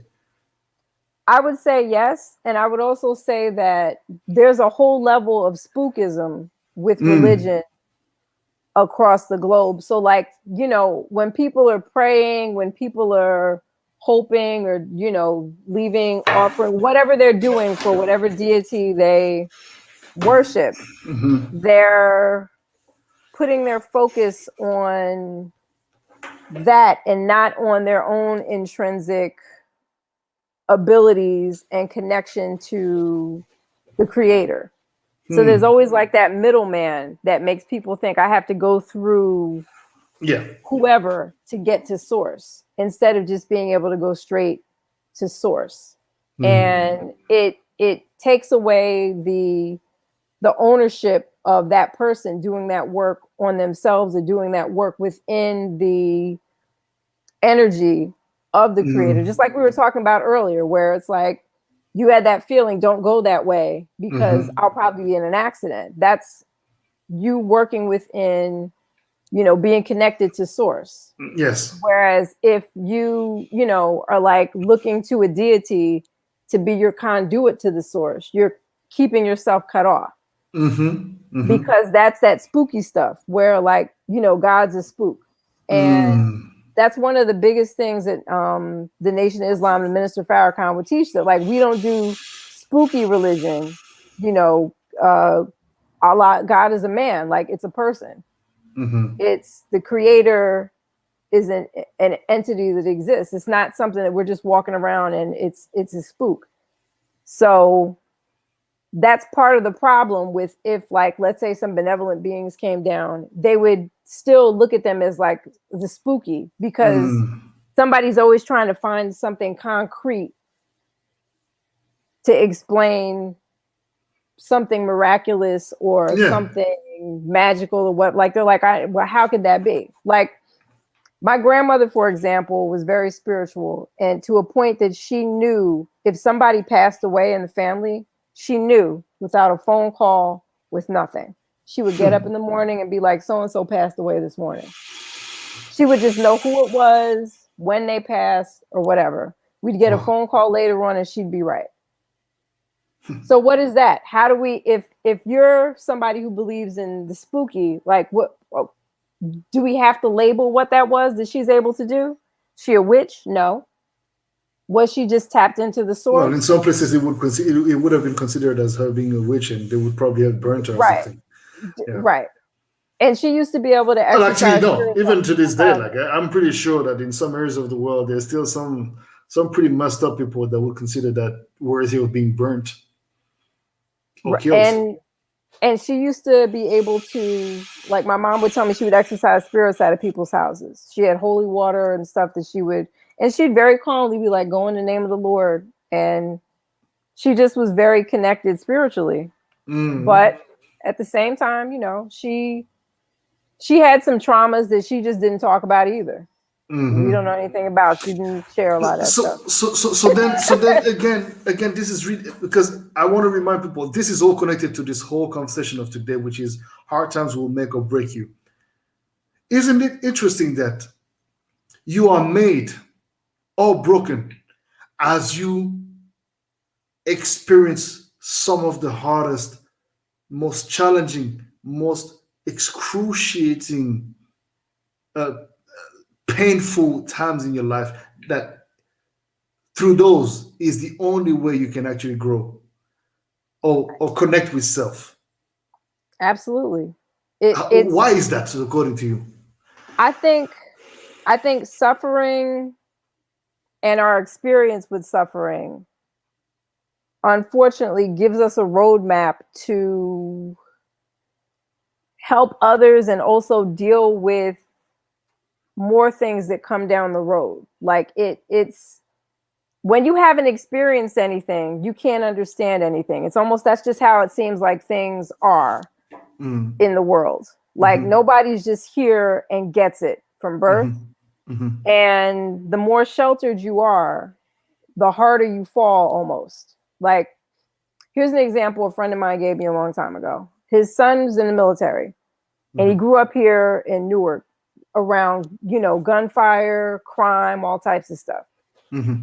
So when he got into the military, and he was actually in battle, I think over in Afghanistan or Iraq, somewhere over there, he was on the line with other guys who were like corn-fed from Iowa, from farms or whatever, who had joined the military, going through basic training. When someone started shooting, he was prepared because he grew up hearing gunshots. Interesting. And was able to get up and pull the gun out and take care of the situation. Whereas a lot of those guys who grew up on a farm were terrified and were like, oh my God, what's going on? So that trauma of his youth became a tool, an asset, in other words. Right. Absolutely. Oh, well, it helped his instincts be sharper. Right.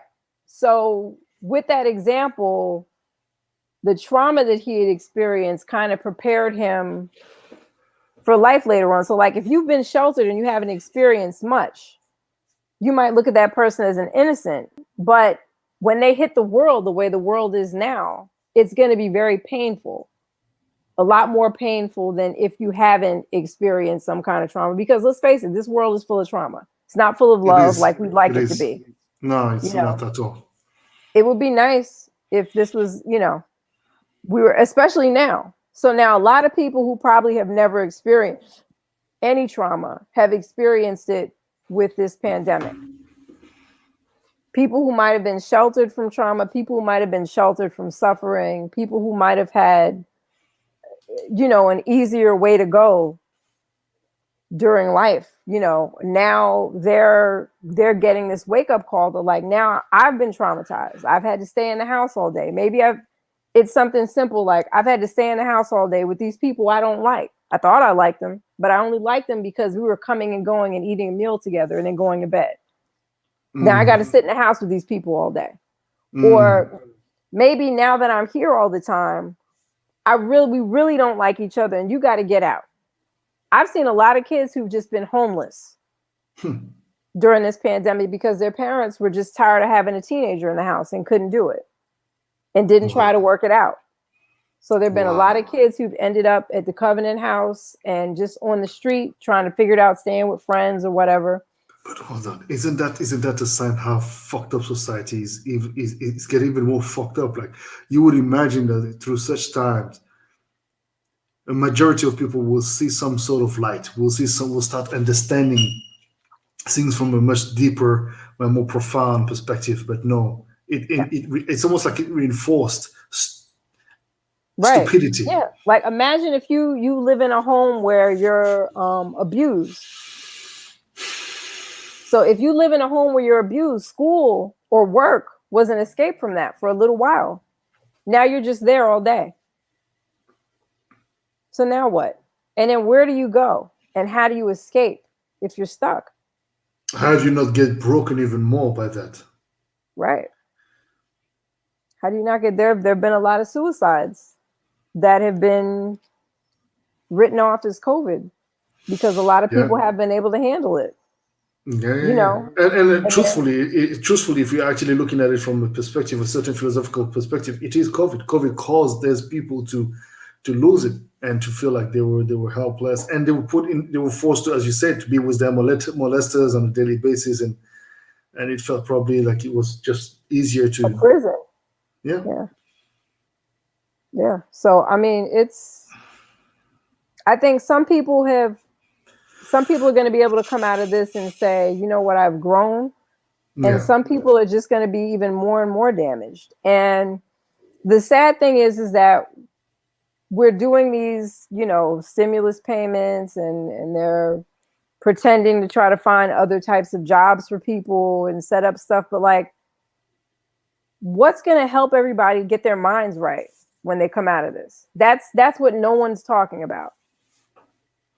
Because a lot of people have been listening to whatever's been on the news, whether it's been a truth or a lie.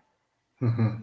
And with that, they've got this level of fear. Like I just spoke to my aunt the other day and I told her, I can't wait for all of this to kind of go back to normal and go away so that we can just kind of go back to raw dogging some oxygen when we're out or in a store or whatever, so she was saying anyone who comes to visit her has to wear a mask because, she's got she's fragile medically somewhat. Yeah. And, but she's gotten the vaccine. But even having gotten the vaccine, she's still like, well, the vaccine isn't 100%. Yeah. So she's the fear is implanted. The fear is implanted. Yeah, she gave ground for it to actually, bear fruits that, she planted that seed and then boom. Yeah. Right. And it's funny because not to cut you, but supposedly which era is it? The era of Aquarius or something where things are just is a 5D, right? Fifth dimension. Right. We enter the fifth dimensional sort of era where everything is going much faster. From if you're looking at babies, how they understand things, or even the youths, teenagers, etc., the things that they speak on, the way they look, the way they dress, it's very, very, very shocking. And it's almost like we are that generation that's like, shit, how do we make sense of this whole thing and sort of like give them the basis without also trying to frustrate them, but it's complicated, y'all. Super fucking complicated. The minister said this a long time ago, and Mr. Farrakhan. He said, Minister Farrakhan said that these kids, these youth, these kids who are teenagers and these kids coming up now, they don't have that fear that we have, that we grew up with. It's not there. So this is a group of warriors that we would have to take us into the next millennium strong. And look what they're doing to them now. Not allowing them in school, having them sit in school with masks, conform to having their temperature taken every day, and But wouldn't being that made to be feel like expected? But at the same time, sister, this is the counter. I would say that that's kind of like the duty of any government, especially if you're dealing. And again, if we're looking at it from the perspective of like nobody knows what this virus was in the first place, and they're just trying to make sense of it as they go, and they're trying to be as preventive as possible. But then there's people who's like, yeah, but this shit was made up from the beginning. Everybody knew. Fucking Bill Gates and his wife was behind it. Da da da da da da da da da da da. And it's like, okay, I mean, yeah, if it's possible, anything is like this point. And the problem is that at this point, everybody pretend to possess the truth. And I think Keisha spoke a lot on that on his shows, and women that we had this conversation where it's like social media has enabled people with microphones and loudspeakers, but nobody owns up to the shit they say. That's why I was actually, when we started this conversation, I was like, as long as we can back up what we say, let's still speak on that, because at least there is the capacity to come forth and say, yeah, I say that because. But now it's like people will just say, hey, XYZ the fucking molester, or XYZ, and you stand accused, you stand actually guilty. right. But there's no proofs, there's no basis on anything. But yeah, no, it's true, probably right. And next thing you know, some people would say, when you spoke about Illuminatis and stuff like that, and me asking these questions, well, he must be, you know what I mean? There's some really like social media is a great thing. Yeah. There's like, it enables so many great things, and I understand that it also enabled a lot of nonsense. Like, look, I really am not. I don't even call myself a conspiracy theorist. I understand some of the alternatives. You call that, you give that another name. You didn't call that conspiracy theories. You said, I don't think it was you or Sister Brujita that was saying that those are alternative truth, right? Right. And it's almost like, yeah, I can definitely give credit. Facts, because right now, thank you, alternative facts, yes. Yeah.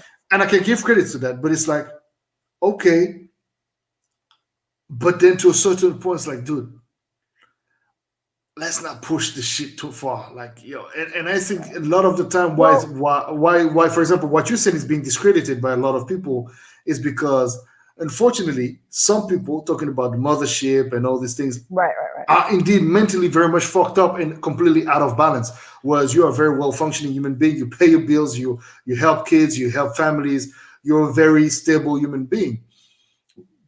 And coming from, but again, a lot of the time, those who are being put out there as, see, you're going to listen to these fools, because they are indeed fools with a very heavy set of information that they cannot handle. Well, I remember when the pandemic started, there were certain things that just didn't make any sense to me, just off the bat.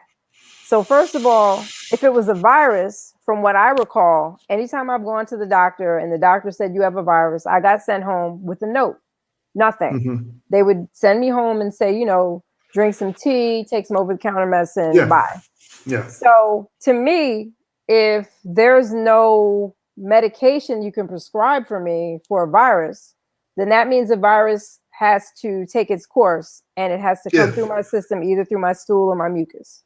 Yeah. So that being the case, I treated this virus when I had it just like I would any other virus, Mucinex milk of magnesia. I pooped it out. Can you repeat that? How did you treat it? I took Mucinex, which is an expectorant that pulls the mucus out of your system and sends it out of your body. And so milk of magnesia. It's something that you bought at the pharmacy, or it's like some alternative? Yeah, it's just Mucinex is like, what do they call it? I think it's called guafenicin. Okay. Sprays that I think.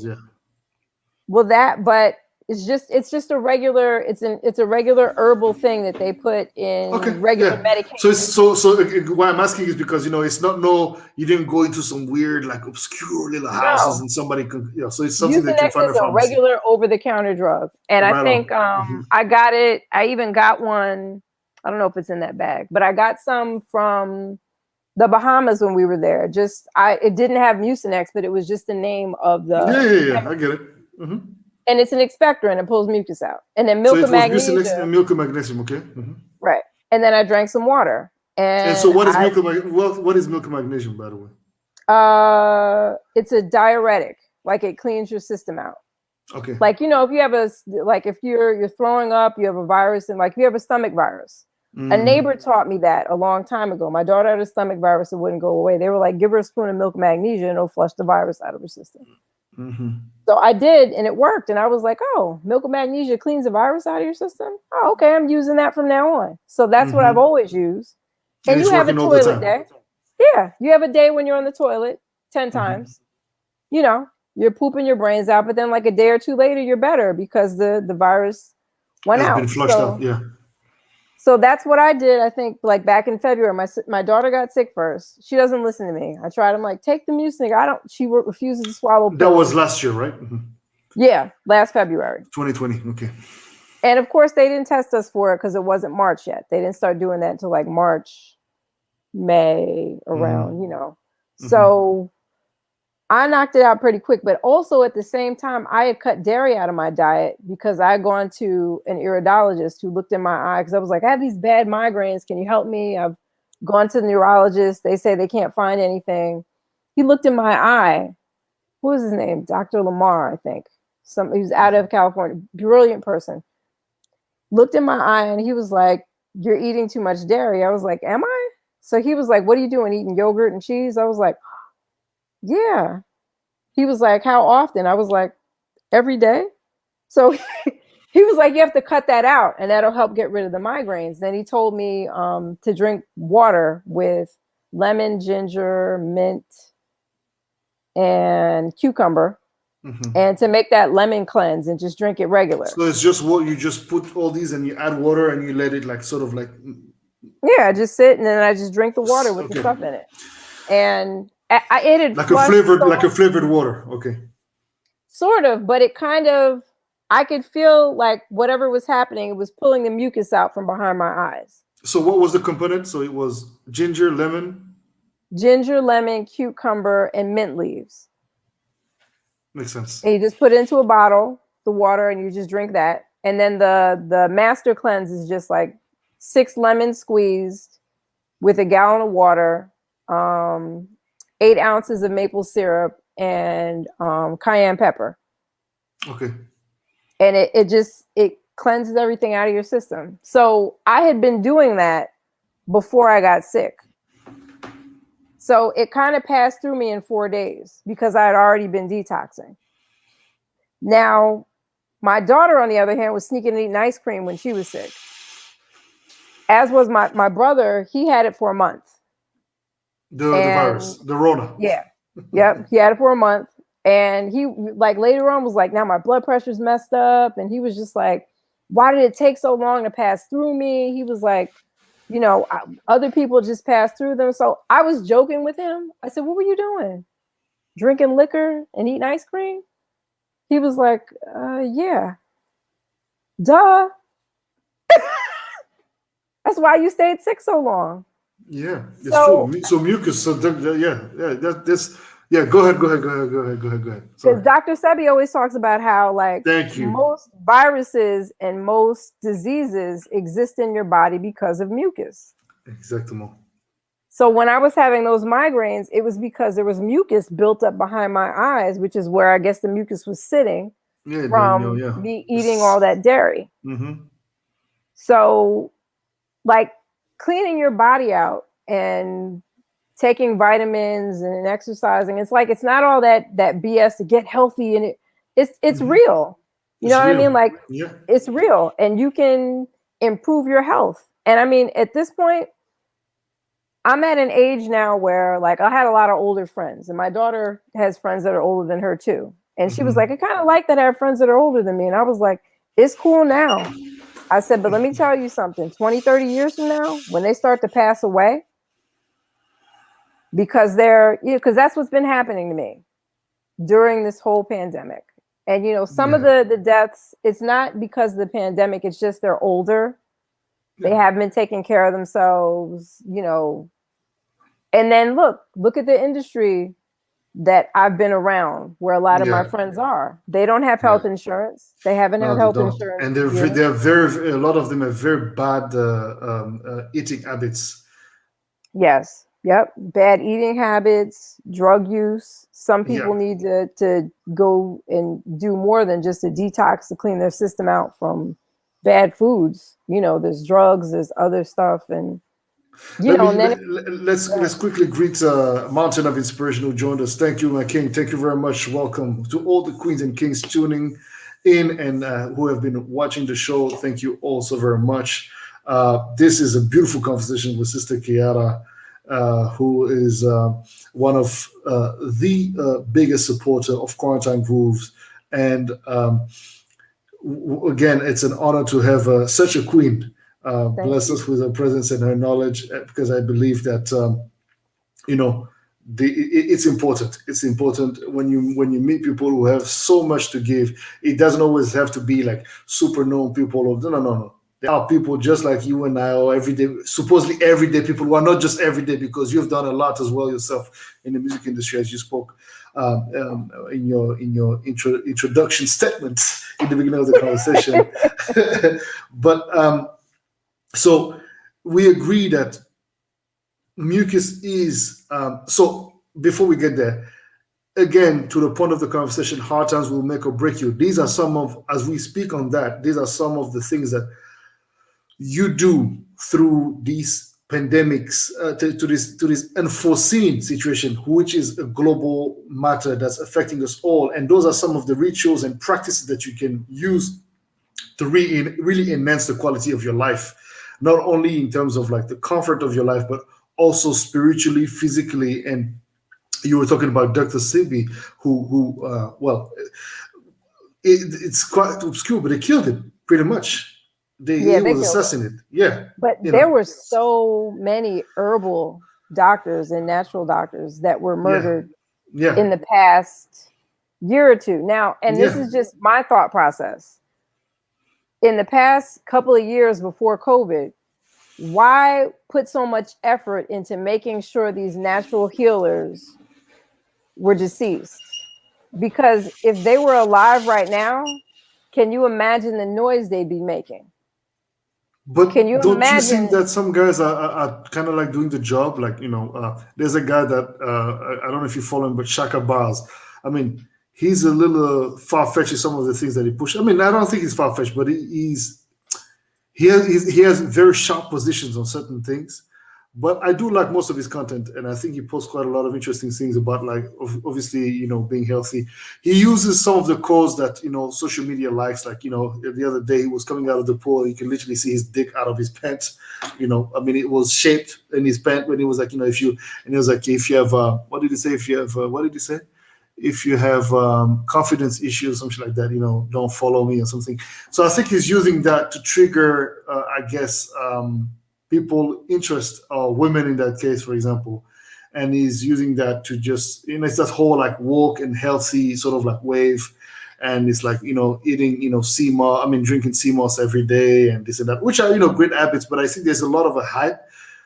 But isn't that actually how you get these kind of eating habits to people who are maybe more basic in their understanding, through hype, through making it, packaging it in a way that's like, oh my God, it's so cool to eat fruits every day, by having guys like him, or other women who are showing themselves in more sexy ways. I don't know. Is it?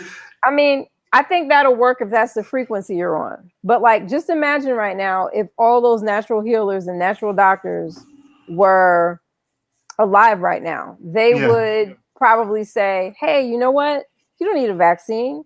If you just eat this and do this and take these herbs, you don't need any of that. And you can, and like, if that was available, if that information was available on a wide basis, then all the money that stands to be made through illness, all the money that stands to be made from the pharmaceutical companies, from the vaccine makers, from the hospitals, from getting subsidies for all the people who die of COVID or whatever, like the money wouldn't be flowing.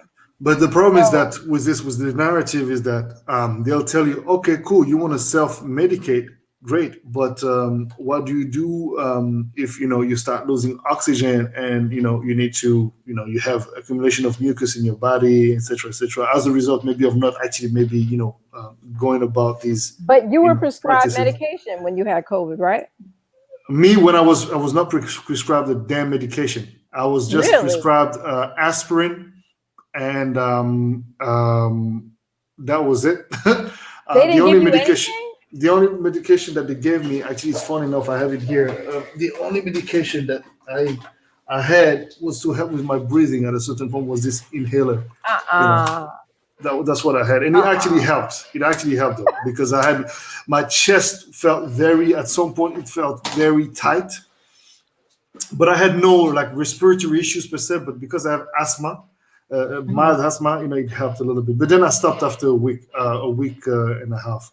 But then Oh what wow. I had, however, is because of when the COVID hit me, it fragilized my whole my whole, obviously, it's like HIV, right? So it messes up your immune system.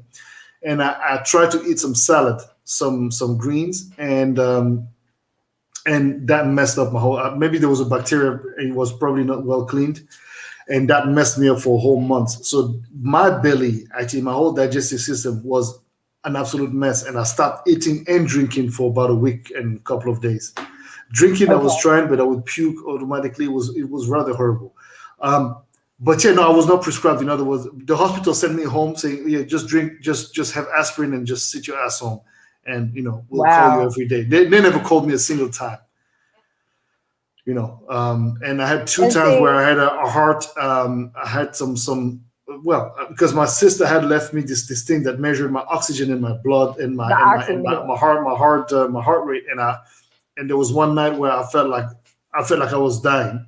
My heart was at the 30 rhythm per minute, and my oxygen was like super fucking low, like some shit. I don't know if it was 8. I can't remember exactly, but I know it was very, very, very low. I couldn't barely breathe. And I remember that, I went places. I even saw my father. Actually, my father talked to me. He said, "Look, you can come now." Well, it's not like he talked to me like I'm talking to you, but I could feel his Right, voice. right, I could right. No, feel I his know. voice. And he You said, had a "Look, if you near want death to, experience. if you want to come now, you can. If you don't have the strength in you, but I know you have it. So this is just to show you that you need to realign your life in a certain way." That was what I got. That's not a verbatim what he said to me, what was said Right, to me. right. Maybe it's him, maybe so. But I was told that, it was not my time. And I had much more to do. But if I felt like I couldn't do it anymore, that it was fine as well. That I was You welcome you had anyway. a near death experience. That's what I had, yes. That's And exactly what that was. yeah. And I was like, nope, I'm good. I want to leave. I got more things to do. And I always say it's funny. Denzel Washington saved my life because I put on, I don't know how I found the strength. I just turned on the TV and I put on Netflix and I put on the Equalizer. And that adrenaline Right. gave me, it gave me adrenaline. The number one, the first one, gave me a rush of adrenaline. And I always say, I don't know if had it not been that, maybe I wouldn't be here today, because I really felt myself going, and I didn't want to, but it was a sense of bliss, which is extremely strange, where it's like you can see yourself leaving slowly your body, and it feels very peaceful. It's unknown and it's worrying, but it feels peaceful. And I was like, but yeah, but no, I love life too much for now. I still have a lot of things to do. Please, I beg. And so yeah, that was it. But yeah, no. So yeah, I Wow. didn't have no medicine given to me. That's crazy. Now, I remember asking Keisha. Keisha said he got hydroxychloroquine. Okay, so yeah, so he was able to have that. Now, however, well, if you're talking about like official medical stuff, yes, hydroxychloroquine, he was able to have that. Me, Sister Swaby in London, and the Empress Evoke, as a matter of fact, both of them sent me like Sister Swaby actually sent me this package, and it was a package filled with like Irish sea moss, Ghani, it was, I think it was, no, Ugandan ginger, and some beautiful spices and things that I had to make as a concoction and drink that every day. There was a certain order in how to boil the water, what time to bring it. It was amazing, and I have to say that the moment when I received that, alongside some of the, there was this fantastic doctor in London, Nigerian brother who, thanks to the Impress, was able to assist me from a distance. He said, "Okay, look, I was completely dehydrated because for my belly, because this is the thing, right? When I went to the hospital, at first I was like, okay, let me just go get tested if it's COVID. But I did know that I was going to start a bronchitis, so I had all the bronchitis, and I have bronchopneumonia. Always, it gets really bad. So when they confirmed that it was COVID, they said, well, just take aspirin. But I was like, yeah, but guys, I have a bronchitis. No, it's a COVID. It's the COVID. I said, guys, it might be the COVID, but it's two different things. COVID messes up your immune system, according to my knowledge, and I have already this bronchitis here, so it's gonna kill me. So yes, I did. The doctor did prescribe me some medicine for the bronchitis. Okay. Which I was able to take, but my lungs were perfect. There was no damage to my lungs, no whatsoever. But yeah, I mean, look, and there was this whole mucus removal that I did. I had like a turmeric. I was having honey, lemon, water, the whole shebang. And look, I swear to you, until now, I have not been sick a single day. And I got sick back last year in July. Yeah, I haven't. Until now, I have not been sick once. February, I've been good. I've had a moment or two where I was really sleepy, but and my throat maybe felt funny because I was walking around with a mask all day at work. But then the next day I was fine. Because like that's one of the things that, like, from day one, when they were like, wear a mask, I was like, my first thought was, I get it, but at the same time, aren't we going to be inhaling our own viral load? Like, aren't we going to be inhaling carbon dioxide? Yeah. I'm pretty sure there's something of that. Yeah. Like, so my daughter's dental health has gone downhill ever since, because she's been, outside. She's been going to the store. She's working all day with masks. Johnny too. We've got dental bills now because it increases the bacteria in your mouth. So even if you brush your teeth every day, you got to brush them a couple times a day. Because, I mean, think about it. So when you're out working, you have a lunch break, you eat, and then you put your mask back on your face. True. So now, because not everybody takes a toothbrush to work and goes and brushes their teeth after they eat lunch. True. That's not a normal thing, people do. So, there's a whole lot of stuff that goes along with that. And then sometimes if I'm tired, I do have allergies. If my allergies are bothering me, I just kind of feel like I can't do it. And then I have some anxiety because, just like you said earlier, we take on so much stuff, and I take on so much stuff that it doesn't go. So sometimes I do suffer with anxiety. So at first, every time I would go into a store to buy something and I had to wear a mask, I would stop and have to breathe myself out of an anxiety attack. So now I'm sitting here like, I can't do this, like, personally. And then when people are looking at me like, we have to protect others, I'm like, I'm supposed to just keep on having anxiety attacks every time I go somewhere? It's funny because I've been having more anxiety attacks, solo ones. Like I realize that at night, for example, I have this, and I don't understand why. I mean, yes, I do understand why to a certain extent, but it's like, it never used to happen to me. And it's like, I have like issues to breathe, and I feel like, it's just a worry. And it's something that I know I'm not worried about with my health in particular, because years ago, I think when I was really stressed out was when I first started having them. And I remember had a really stressful class that year. They expected us to get these kids to pass the state exams, and some of the kids couldn't even write their name when the class first started in the third grade. So it was stressful trying to get all those kids to where they needed to be. We had to like reinvent the wheel in that class. And we were up, me and my co-teacher, late nights trying to figure out what to do. That year was when I started having anxiety attacks. And it would be like every day. So I went to my doctor and I had them do blood work and check everything. And then when I went back to talk to her, I was like, so what were the results? She was like, everything was fine. She was like, we did that because I said, well, I've been having chest pains. And she was just like, so you go to the emergency room when you have chest pains, right? I was like, no. She was like, why not? I said, because I can't go every day. I said, so I just wanted to rule out that I didn't have any medical issue, because if that's not the case, then this is anxiety. So now I need you to write me a referral to a mental health person or something like that, so I can go talk to somebody. You know, and I have gotten counseling over the years, and it's made a big difference. But these times we live in now, sometimes like it's like they pour it on. Like when they first closed the schools last March in New York, they were like, the schools are closed, but we need the teachers to come in for one more week to plan on how they're going to do remote learning. Yeah. So like we're teaching through Google Classroom now. Day one, we didn't even have a Google Classroom set up.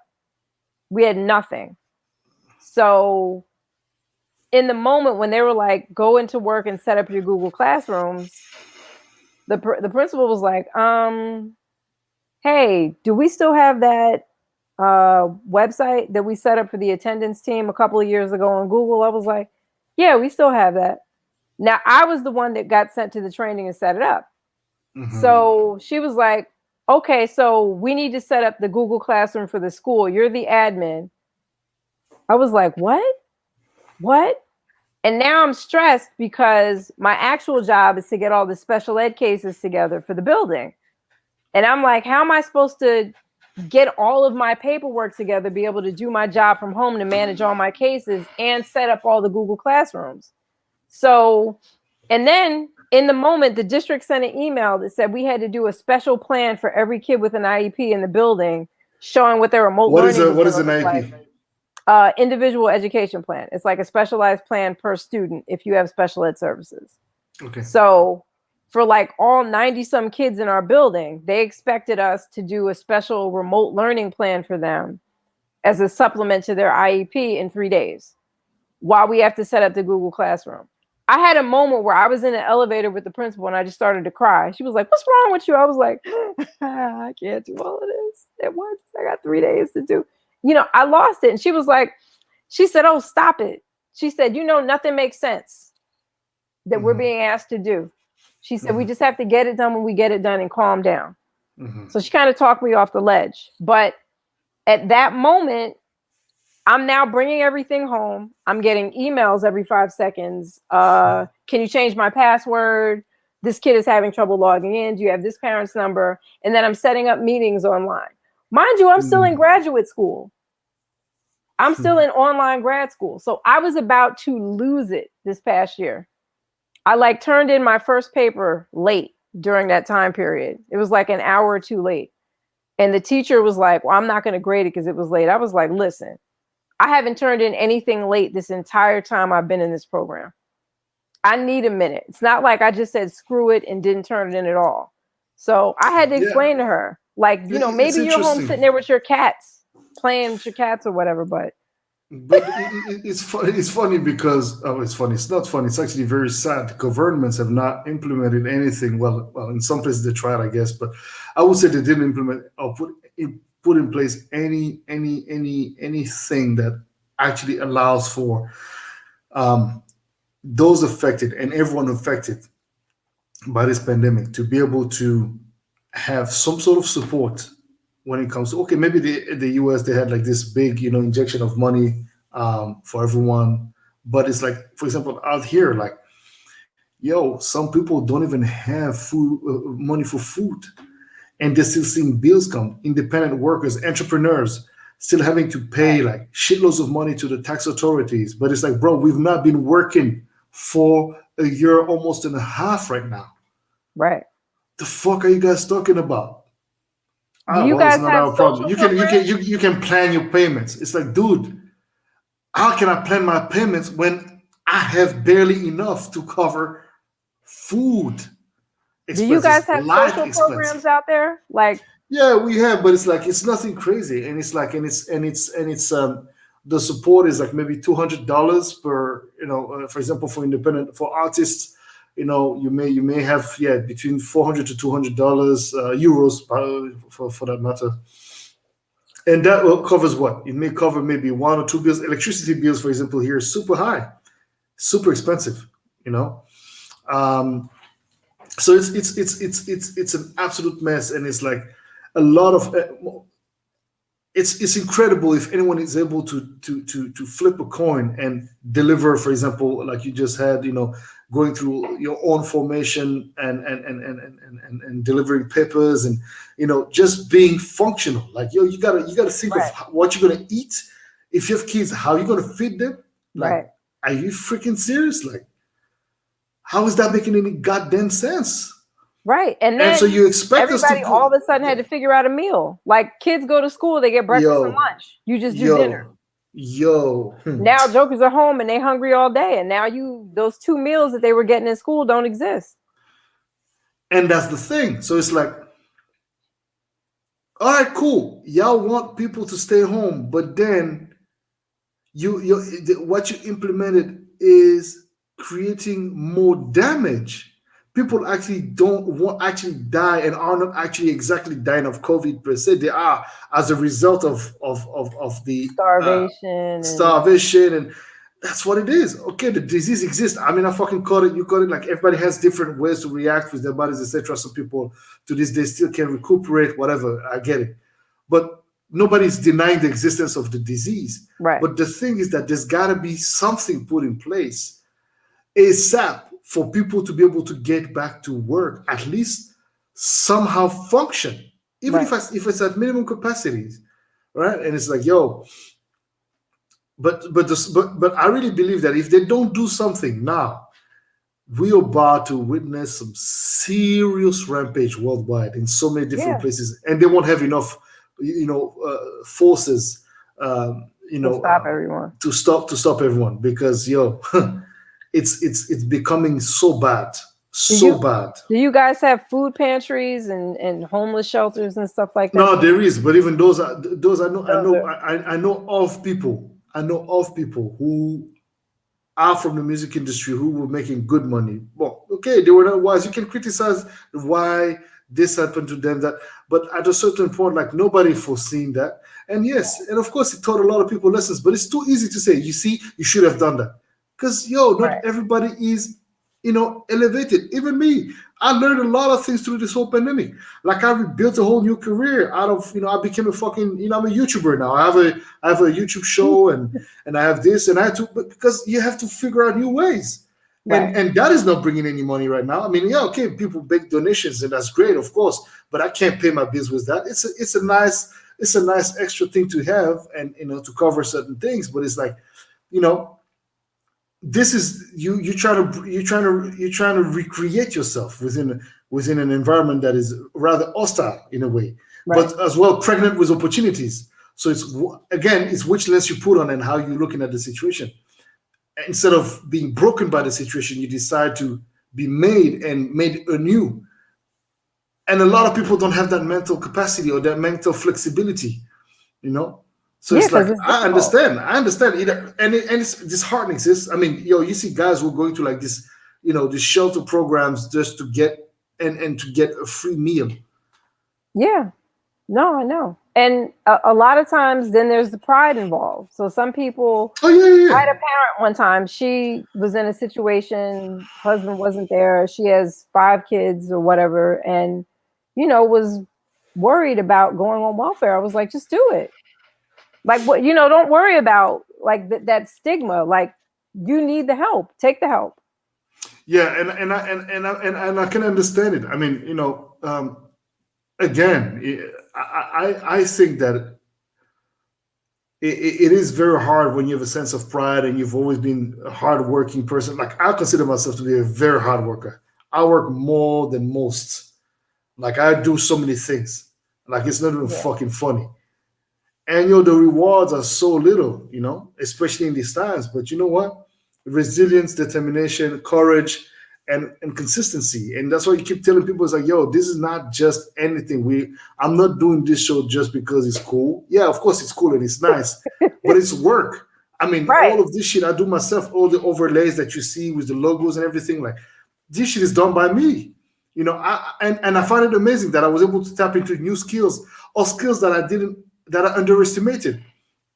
Every day I'm spending at least 1 hour listening to some MIT free courses online on YouTube about cryptocurrencies, or I'll spend maybe 2 hours, 3 hours, 4 hours maybe on the phone with Keisha talking about cryptocurrencies business, and how to how can we enhance our strategies, and bounce ideas off of each other, and boom, and then they're talking to another. Like, we are in some of the time we're in right now is pregnant with so many opportunities, but at the same time they come with a magnitude of challenges that we could not expect. Yeah. And that will make or break you. But that's why it doesn't have to break you. And sometimes, even if it breaks you, you have the capacity. If you truly, truly are faithful, you truly believe, even if there's nothing to hold on to. And I believe that's the hardest thing for a lot of people. They cannot hold on to something they don't see. Yeah. Just like people say, well, what you're doing is not bringing anything. Like, look at your one of your videos, you only have 100 views. I said, okay, yeah, that's fine. It's okay. Because I'm not doing something to have instant gratification. I'm building a patrimony. It's a catalog. It's content. Right. It's over time that you're going to see the value of this thing. It's not now. Just like when you give life to a kid, I mean, a child, you help that little being become its own, grown and person, right? fully functioning person. And it's not perfect, but eventually that person will make you proud. Yeah, it's a very, very challenging time, and it's sad to watch businesses that people have built up from scratch and put their hard-earned money into, and their time and their blood, sweat, and tears into. It's hard to watch businesses go away, because those are people's lives, those are people's jobs, and nobody really truly, I think, understands what artists and what producers and what entertainers are going through right now. I think they don't get it. Mm-hmm. They don't at all. I mean, I of course get it, because I'm a lot watching. Of them don't. They're completely fucking lost. I'm looking at Johnny going and working a night shift at Amazon, and he's 50 years old. Yeah. That's not exactly what he wants to be doing, but it's something. And now he's actually trying to balance that with doing work in the studio. Yeah. Yeah. So in between, and then trying to sleep and trying to be okay, and it's tough, because then he has to recuperate. And sometimes he's there and they're asking him to do stuff, and he's like, go ask somebody younger than me to do that. I can dig it, man. These are rough times, and the funny things that I was actually asked, people that friend, close members of the family and friends, and like, but why don't you do something else on the side? And I'm like, why? Because things are rough and it's not easy, and it requires a little bit more courage and resilience than usual. Look, I've spent, and again, that's not me being stubborn, but it's just that to a certain extent, it is me being stubborn that led me to where I am now somehow, and accomplish the things that I've accomplished now, just because I'm hitting, like anyone else, a hard bump with this whole thing, which obviously cut drastically and completely the stream of income that was what it was, which was show driven, etc. Doesn't mean that everything is over. That's a defeatist mentality, and I'm not me. There's no such thing as give up. I'm going to continue, because that's what I've been doing all my life. But at the same time, it's funny, because one of my uncles called me earlier today, actually, before the live, literally an hour before we did the live, and he said, it's in Central African Republic. He said, I'm calling you to see if you can help me out a little bit. He never calls me for any money or anything like that. And I was like, oh shit, okay, let me see what I can do. I'll see what I can spot. Fine, no worries. I got you. And he said, look, man, why don't you do what your father taught you, man? Why don't you go back to doing, to the diamonds business?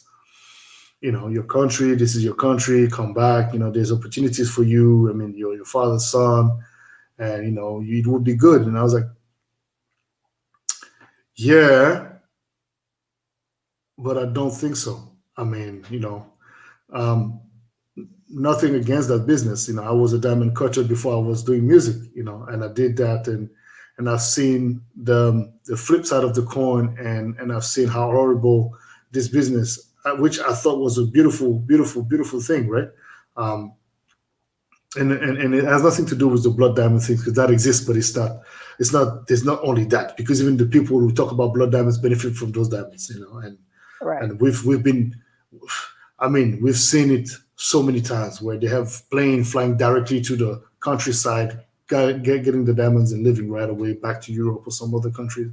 So this is real, very real facts. But it's just that I've seen how greed and how money lead some humans to try to destroy other people's lives. So I was like, I have a bit of a trauma with that. That destroyed my father and my family's life to a certain extent. He was a respected diamond dealer. He was one of the most successful guy in his field. One of the very very very young black men in that industry from our country to be so successful and to be so respected.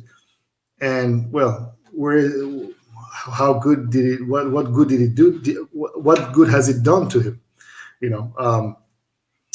So yeah, bottom line, you're looking at all this and you're like, well, life will throw punches at you that will make you want to say, you know what, let me maybe not give up. You have to look at your set of values. Maybe if I had, 3 kids and a wife, um, I would probably be like, look, what I'm building, yes, it's cool. I'm going to still do that, but yeah, I'm probably going to go back to my country and hustle. But I'm not silly. Like, okay, you can give up what you're doing, which quite seriously, if you think about it, is actually monumental. We're talking Right. about 20 years of your life invested in something, so it's not anything small. To go and start something that, yes, you know what to do. I know how to sort diamonds. That's one of my skills as well. But I understand the fragility of that as well, and I understand that yes, even though that will bring a steady stream of income with a great salary, with great advantages, but that's not going to happen overnight. I'm going to have to go get retrained at least for a year, at least a year of retraining. Um, a year I may not even get paid, and then once I start getting into it again, then I'll get paid a normal salary, and then I'm going to have to do extra to get my bonuses and this and that. Not just like any companies. And in that field, it can be amazing. And you make a lot of money. Yes, indeed. But am I You ready know to what go you for that could do? sacrifice? You know what you could do instead of that? You could offer translation services, remote translation services. You speak several languages. Yeah, but my question is the following: is like, I don't even have time. Like with all the things that I'm doing, I with know all you this don't have time. content building, I'm I just don't saying. even have the time.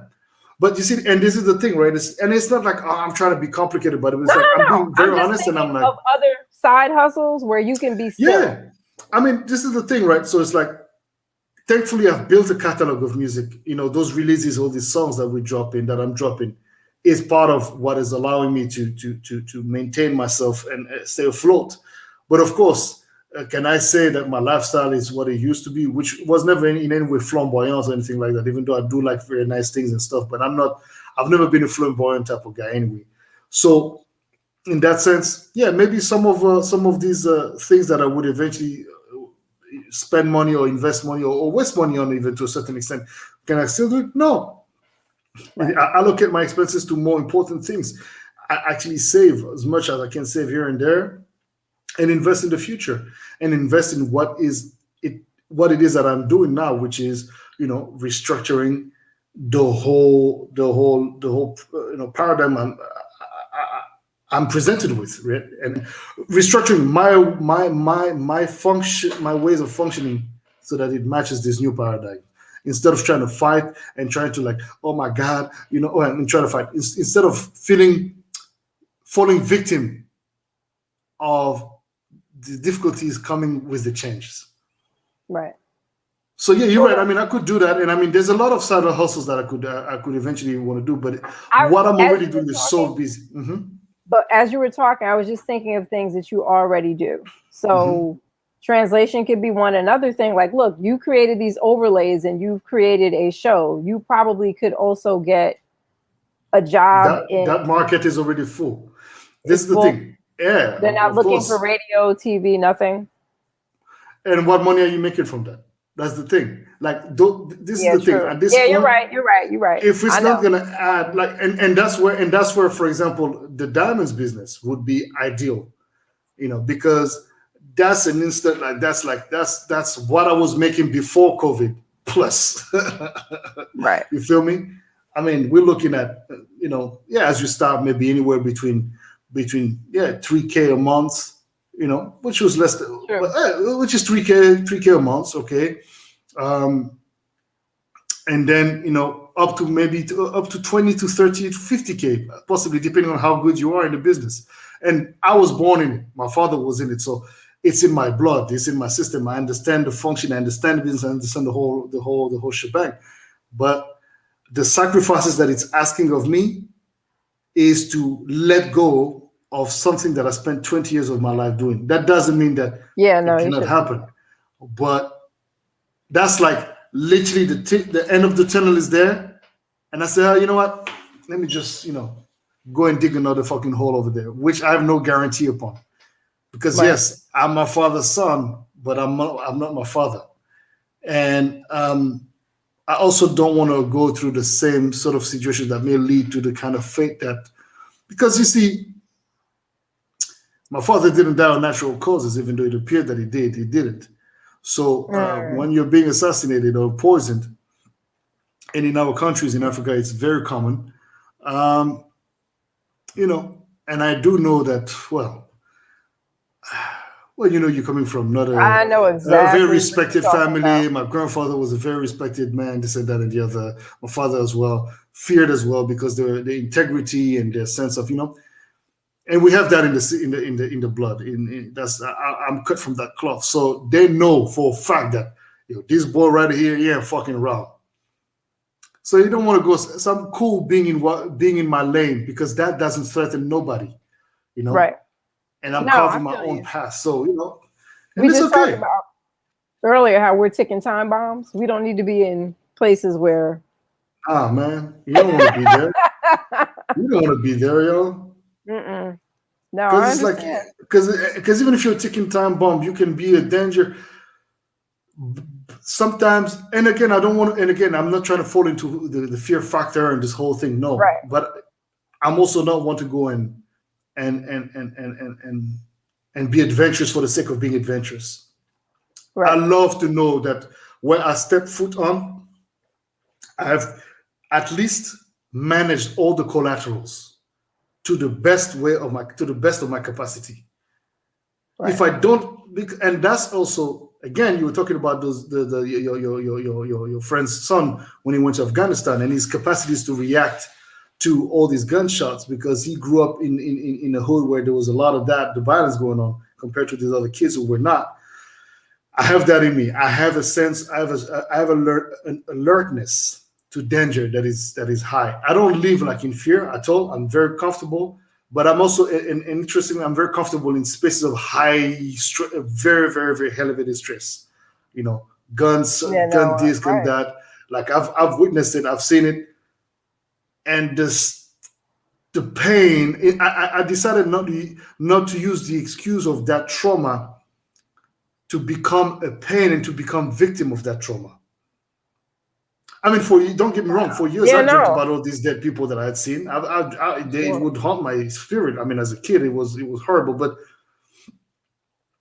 at a certain point, and again, I had it's very interesting. I had so my parents were very open, right? So they would let me experiment, and I went to a Quranic school, because all my friends, or most of my friends, were Muslim. So I was like, I want to go to a Quranic school. So they're cool. So I went with them, and it was an amazing experience.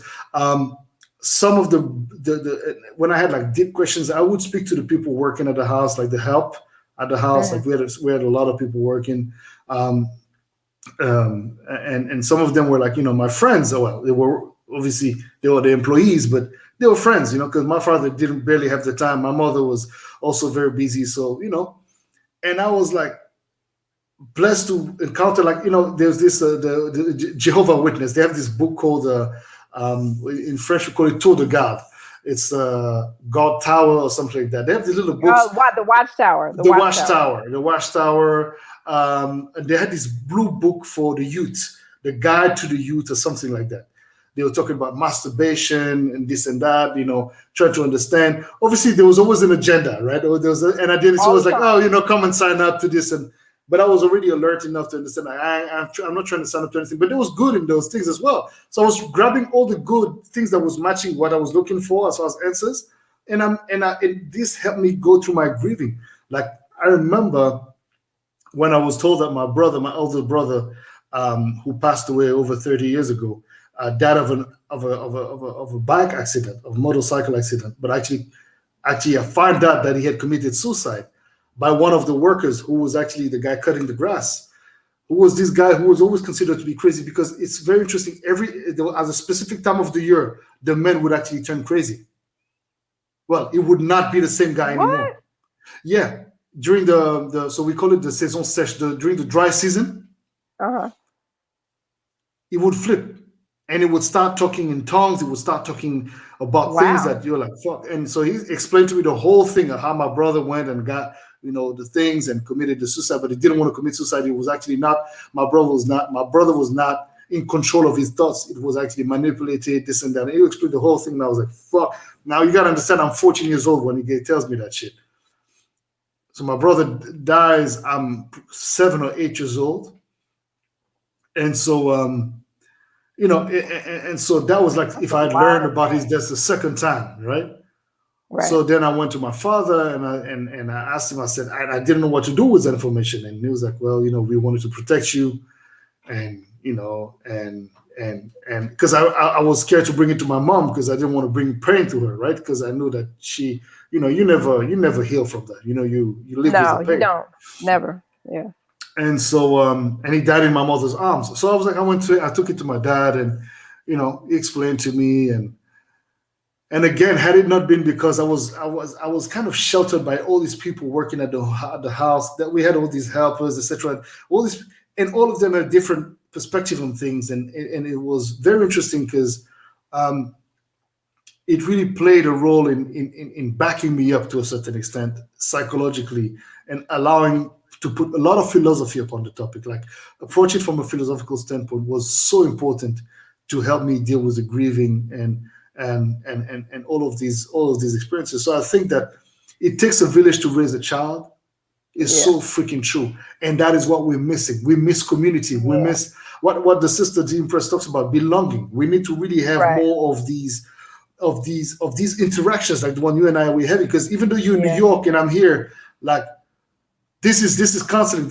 And a lot of people watching this are gonna probably take some very important things out of that conversation. Like, God knows what impact we may have on someone, and how it can inspire anyone. Like, some of the kids, the youth that you're dealing with, like, there's some kids who've lost their parents. 100%. He comes here, his mom is not alive anymore. It's fucking crazy. Like, I can't even begin to process that information. And I look at, for example, because the way I speak is like, oh my God, this guy. Yeah, I come from a wealthy background, but it wasn't always the case. My father and my mother together built that wealth, and they lost actually everything. When I was 21 years old, no, 20 or 21 years old, they lost everything. When I say everything, my mother didn't have money even to buy lipstick. Wow. It was crazy.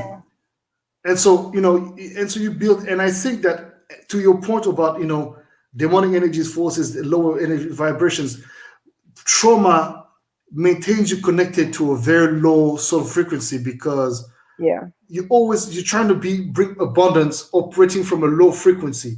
That abundance, yes, it's like an engine that you're trying to turn on. It's like, it won't come. Right.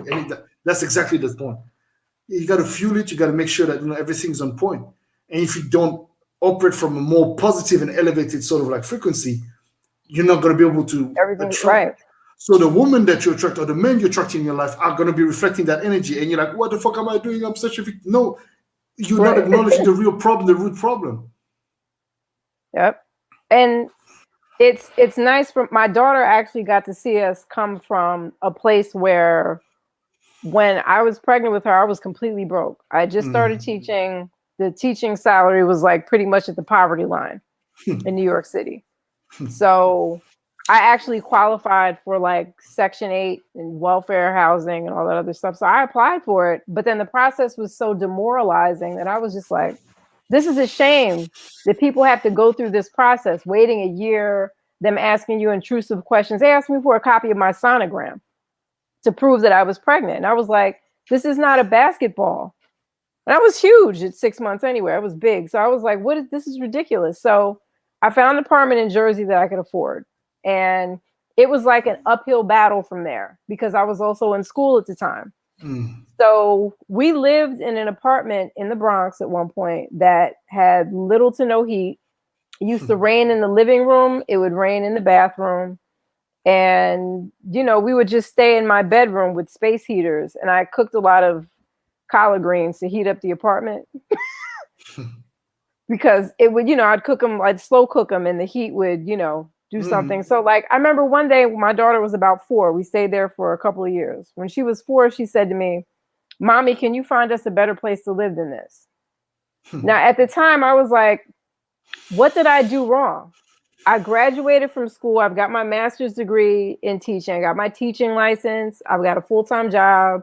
I've got benefits. Why are we living like this? And then I happened to go visit a friend in Jersey and I was like, your apartment's really nice. You got project heating here. It's nice and warm. I was like, how much is your rent? It was like $700. Meanwhile, I'm paying all this money, like $1,300 a month to live like that. Nah, fuck that. So I moved to Jersey. I moved her to Jersey. And this is how convenient the apartment was. It was across the street from my job and her school. But we moved all the way to New Jersey just to have a better quality of life because New York is horrible when it comes to living spaces. So we went from living in that apartment for a year. It was like maybe $1,100. My electric bill went from $300 to $50 in New Jersey. My car insurance went down $1,000. I suddenly was able to save money just from crossing the bridge, going from one side of the oh my God, the shores. Within a year, I saved enough money to buy a house, to buy our first house, just from moving. So that's the house we just moved out of. We were there for 10 years. Yeah. Wow. And it's like my daughter got to watch us move from poverty to living much better in a big house. Like, she got to watch and, being steady at my job and going back to school. And because, in New York, if you go back to school, like this last degree that I'm getting, it gives you the top salary. So I can now retire at the top salary in 7 years. But, it's not just for me, it's for us as a family so that we have something to, hold on to or whatever. And she has the example. You're setting an example as a mother, the mother figure, and that's so important. It's seeding beautiful seeds indeed.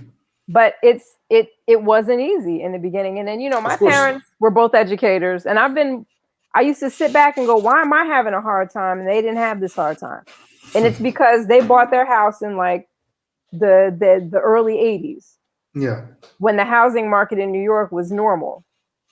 So they paid far less for their house than I did for my first house, which I thought I got a deal on. And their taxes are so much lower than the taxes in New Jersey. So they actually haven't had the overhead that I've had over the years just in living expenses. Now, meanwhile, my sister has an apartment that's like a 1-bedroom in Brooklyn, in like the gentrified area in Brooklyn. Yeah. She's paying almost the same amount of money for her apartment that I'm paying for this big A house in New Jersey. This is not even fucking fun. When she came and looked around, she was like, how much? She said, I'm paying like $100 less than you for a 1-bedroom. I'm like, get out of there. What's so special about New York? Like, let's talk about the quality of life. You can drive right across the bridge. Yeah, the toll isn't cute, but I'd rather pay the toll and live like this than be there and live like shit. Right. And that's what's on the street everywhere in New York shit.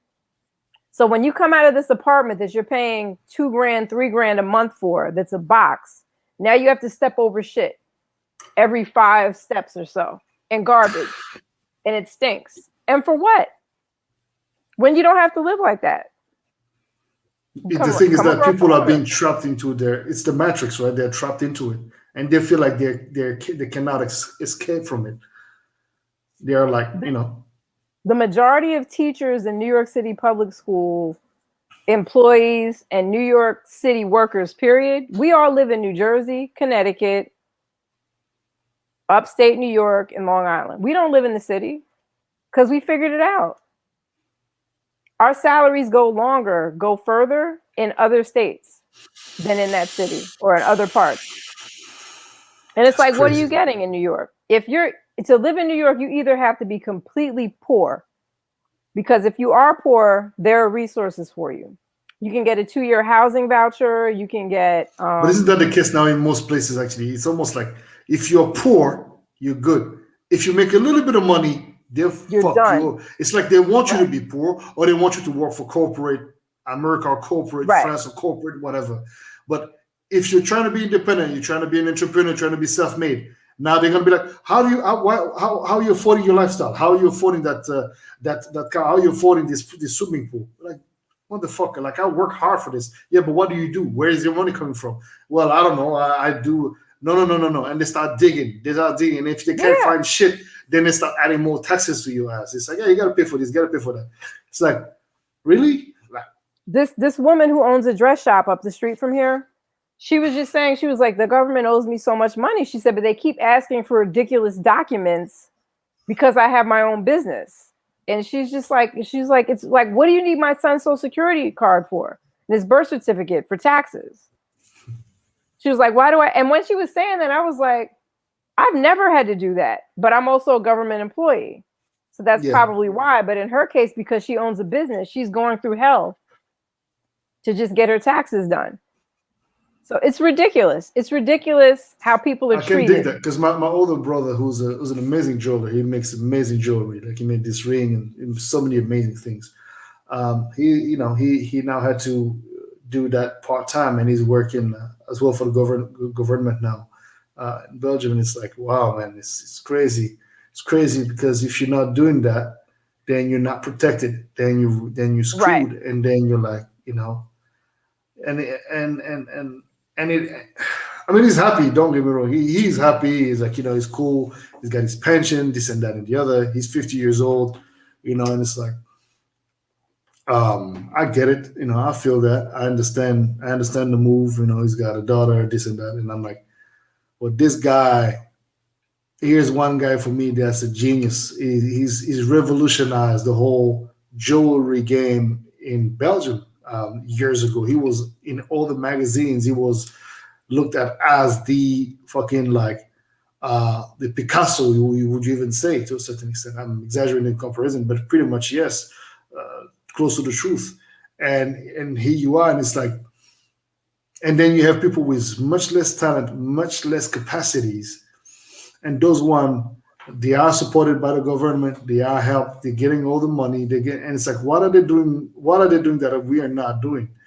Well, they're tapping in the right substance. They're tapping into. They have the right connections to hook them up with, the know-how to, submit, requests for getting money for this, that, and the other.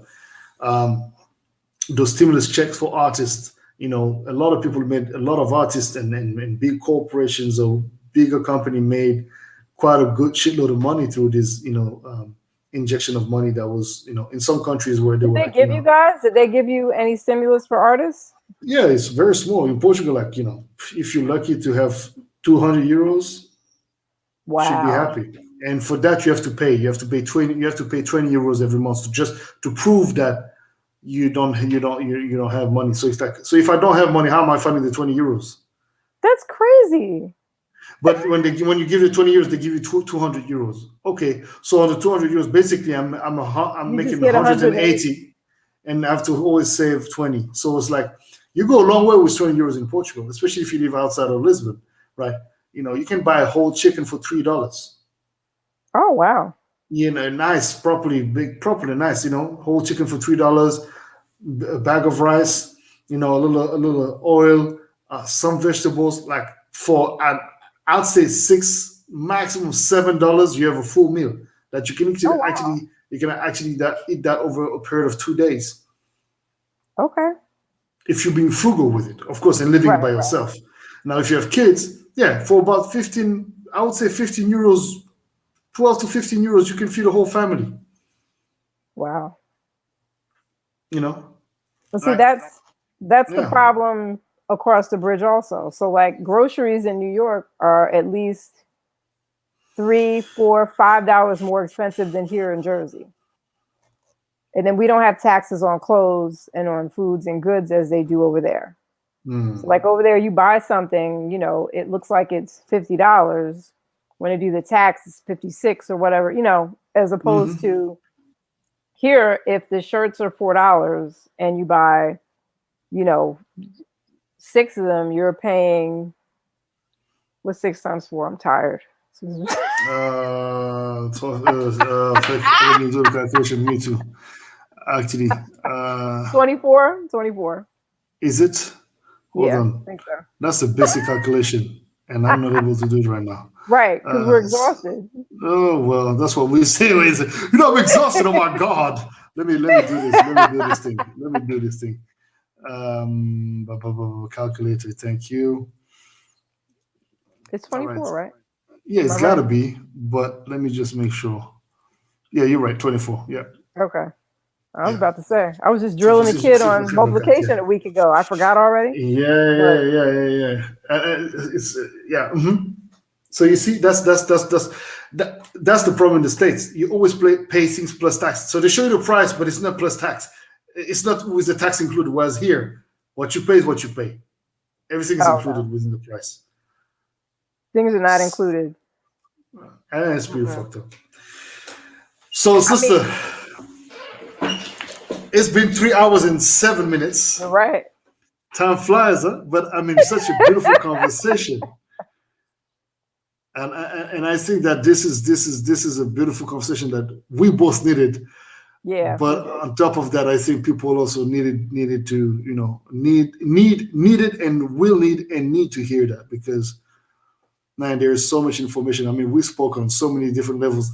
I feel like we've not been able to tap deep enough on certain topics, such as the whole perspective of Minister Farrakhan, and the whole energetical aspects. Even though I think we were explicit about most of the things that we touched on, but I think it's a never-ending conversation, right?